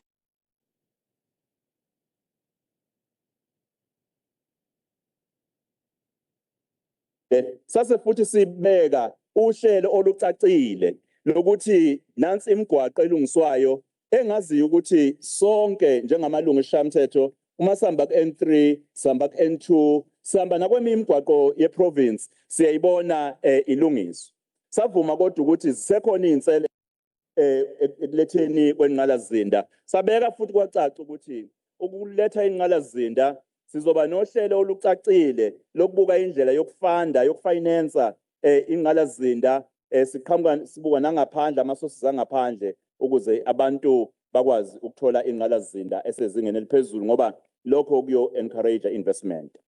Our approach aligns traditional leadership, municipalities and provincial departments around a single objective: to unlock the economic potential of rural communities in a coordinated and sustainable manner. The rethinking of rural development also demands institutional coherence and accountability. As the government of racial unity, we are aligning agricultural support, land reform, skills development, and enterprise funding to ensure that rural economies move beyond the survivalist activity towards scale production and market integration. We are deliberate in being futuristic in our approach, in our planning. We look beyond the 5-year electoral cycle. We ask not only what must be done to stabilize today, but what must be built to secure the future. Governance, in our view, is not about managing a decline. It is about shaping the future with intention. Through targeted skills development initiatives, we have already begun to reposition our province to the jobs of the future. Eqinisweni, Mhlonishwa Somlomo, le conference amabili engiphawule ngawo lapho khona kube ne-investment etholakalela esifundazweni engaphezu 180 billion. Ngifisa ukuphawula ukuthi kuleka 2024 ngenkathi sikwinkomfa yakulonyaka umbiko ubukhomba ukuthi ama-pledges abesefike ku-80%. No wonder sibone amathuba amasha omsebenzi eqhamuka ingenxa yokuthi these pledges akusona ama-pledges ye-investment kodwa akhuluma ngamathuba amasha abantu bakwaZulu-Natal okufanele bawalindele njengoba namanje kukhona those pledges amasha okusho ukuthi amathuba omsebenzi kwaZulu-Natal silindele ukuthi akhule. We recognize that the labor market is undergoing profound transformation. Automation, artificial intelligence, digitization, green transition, and advanced manufacturing are not distant trends. They are present realities reshaping industries across the globe. If we fail to prepare our people for this shift, we risk entrenching inequality. But if we prepare deliberately, we can unlock inclusive growth on a scale never seen before in our province. The jobs of the future will not look like the jobs of the past. While we will continue to strengthen traditional sectors such as agriculture, manufacturing, and tourism, the next wave of employment growth will be driven by new capabilities and new industries. We are also preparing for the green economy. The global shift towards renewable energy, electric mobility, and climate resilience present enormous opportunity. Technicians in solar and wind energy installation, electric vehicle maintenance specialists, environmental engineers, water management experts, and climate adaptation planners will be in high demand. Our province, with its coastline, industrial base, and agricultural footprint, is uniquely positioned to benefit from this transition. Provided we equip our youth with the right skills. Ingakho nje mhlonishwa somlomo ngathi mangiphawula ngomnotho lona wolwandle the ocean economy ngaphawula ukuthi njengohulumeni inhlelo zethu ezokuthi nabantu abakhele ulwandle kufanele bakwazi ukuzuza emnothweni wolwandle ngokuthi nabantu abasha nabesifazane bakhona bakwazi ukuthi bazuze kwinhlelo zokuqeqesha bathola amakhono ukuze beparticipate kumnotho noma ngabe kufika ama-billionaires efike zo-investor kodwa ngaphawula kwi-State of the Province Address ukuthi njengohulumeni siyoqikelela ukuthi abantu bakwaZulu-Natal abakhele lezi ndawo abasali ngaphandle kulowo mnotho loyo. Advanced manufacturing is another frontier. The fourth industrial revolution requires mechatronics specialists, industrial automation technicians, the 3D printing designers, supply chain technologists, and advanced logistic coordinators. Our ports, special economic zones, and industrial corridors must not only move goods, they must become hubs of innovation and production. The integration of digital technologies into manufacturing will demand a workforce that is both technically competent and adaptable. The healthcare and bio-innovation sector will equally generate future employment, biotechnology researchers, pharmaceutical manufacturing technicians, health informatics specialists, and community-based health innovators will form part of the growth ecosystem. The lessons of the pandemic taught us that health security is economic security. We must build a resilient health economy that both protects our people and creates jobs. In agriculture, the future lies in agri-tech. Precision farming specialists, drone operators, agronomists skilled in climate smart agriculture, food processing technologists, and agricultural data analysts will transform rural economies. Our rural development strategy must therefore be integrated with a technological advancement. We do not see rural communities as peripheral. We see them as future production zones that are digitally connected and economically vibrant. Ngiyafisa mhlonishwa somlomo ukuba ngivumelane nabe bebika ukuthi ngempela abantu baningi kakhulu abangasebenzi kakhulukazi emakhaya, baningi abantu abayizisulu ezobupha.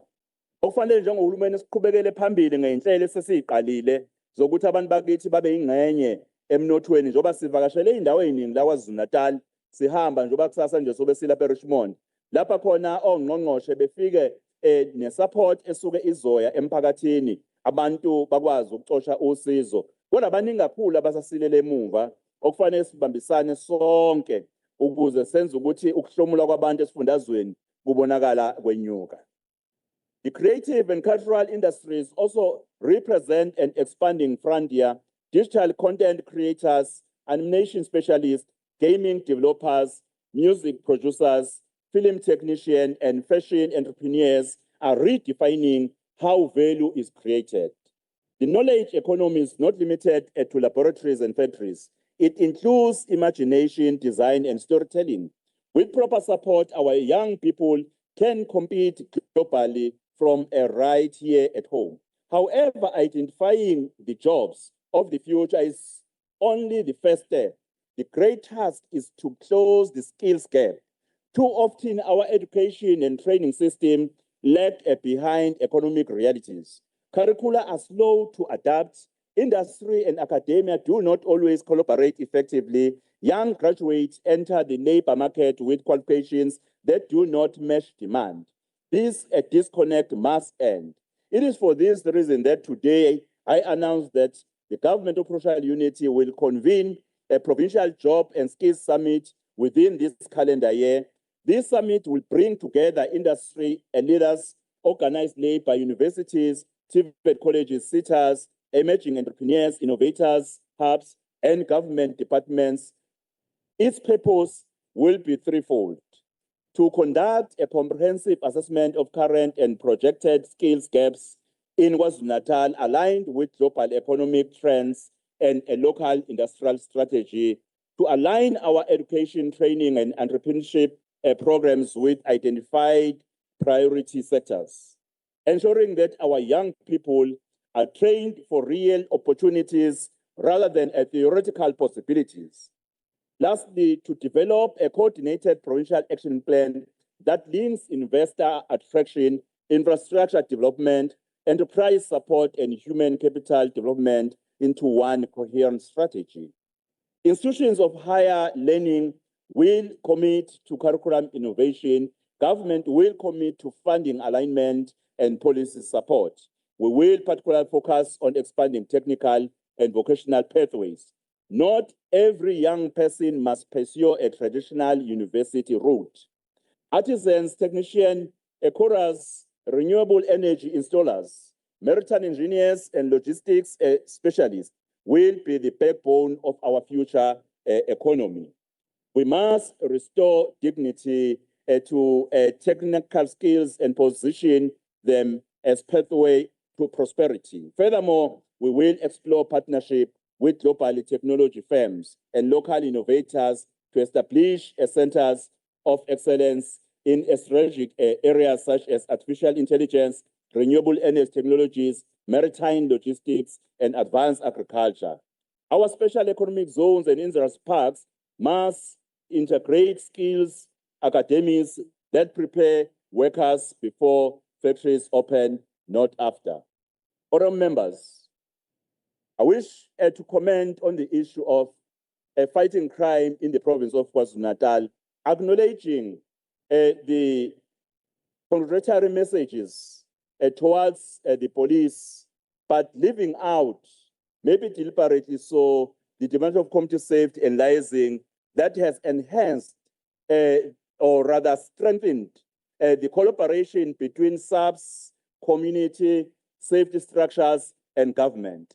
Introduced a model that is working for the people of KwaZulu-Natal. Since the 7th administration, we are seeing crime decreasing quarter by quarter. It is on record that I presented the magnitude that though crime is still high, but a 13% decrease of crime in certain categories of crime in the province of KwaZulu-Natal, in fact, is significant. In fact, it inspires hope that when we continue to work together, to stand together, to speak in one voice against crime, we'll be able to decrease crime significant in the province of KwaZulu-Natal. The future will not wait for us. If we hesitate, others will seize the opportunities of the green transition, digital innovation, and industrial modernization.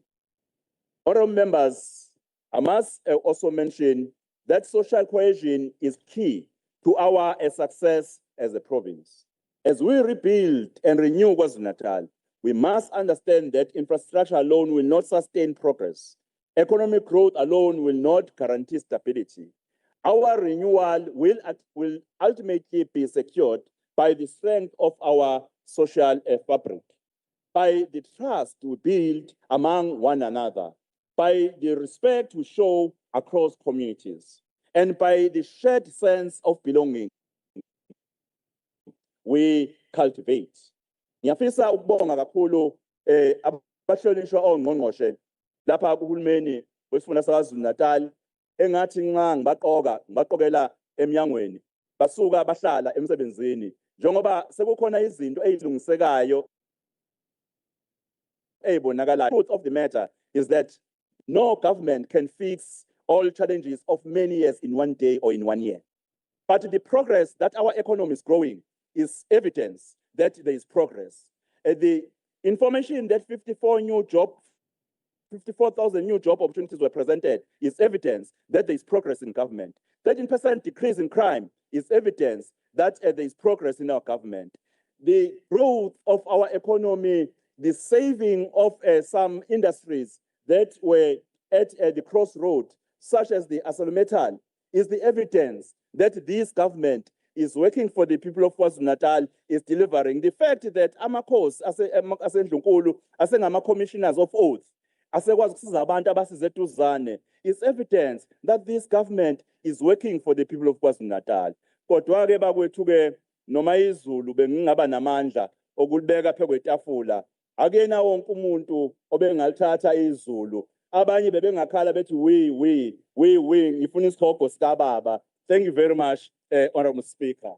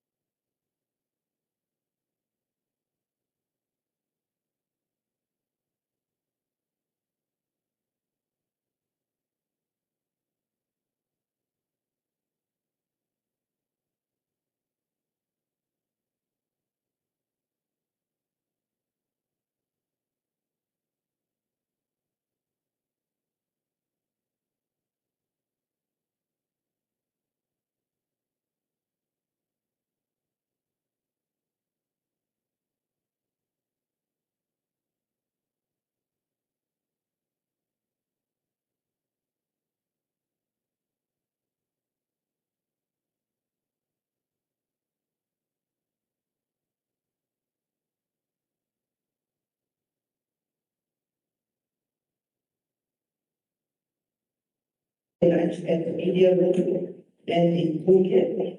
Officials will get their lunch bags at the ground floor administration building. Thank you very much for this meeting. Honorable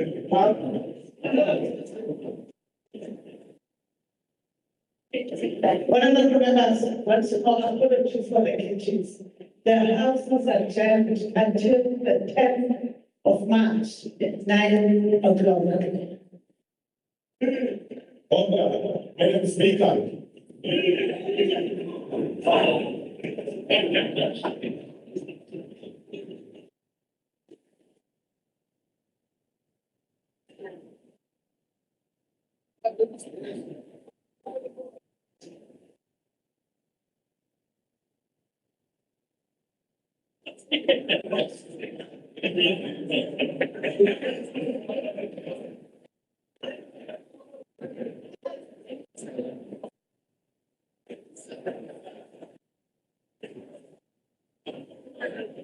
You mentioned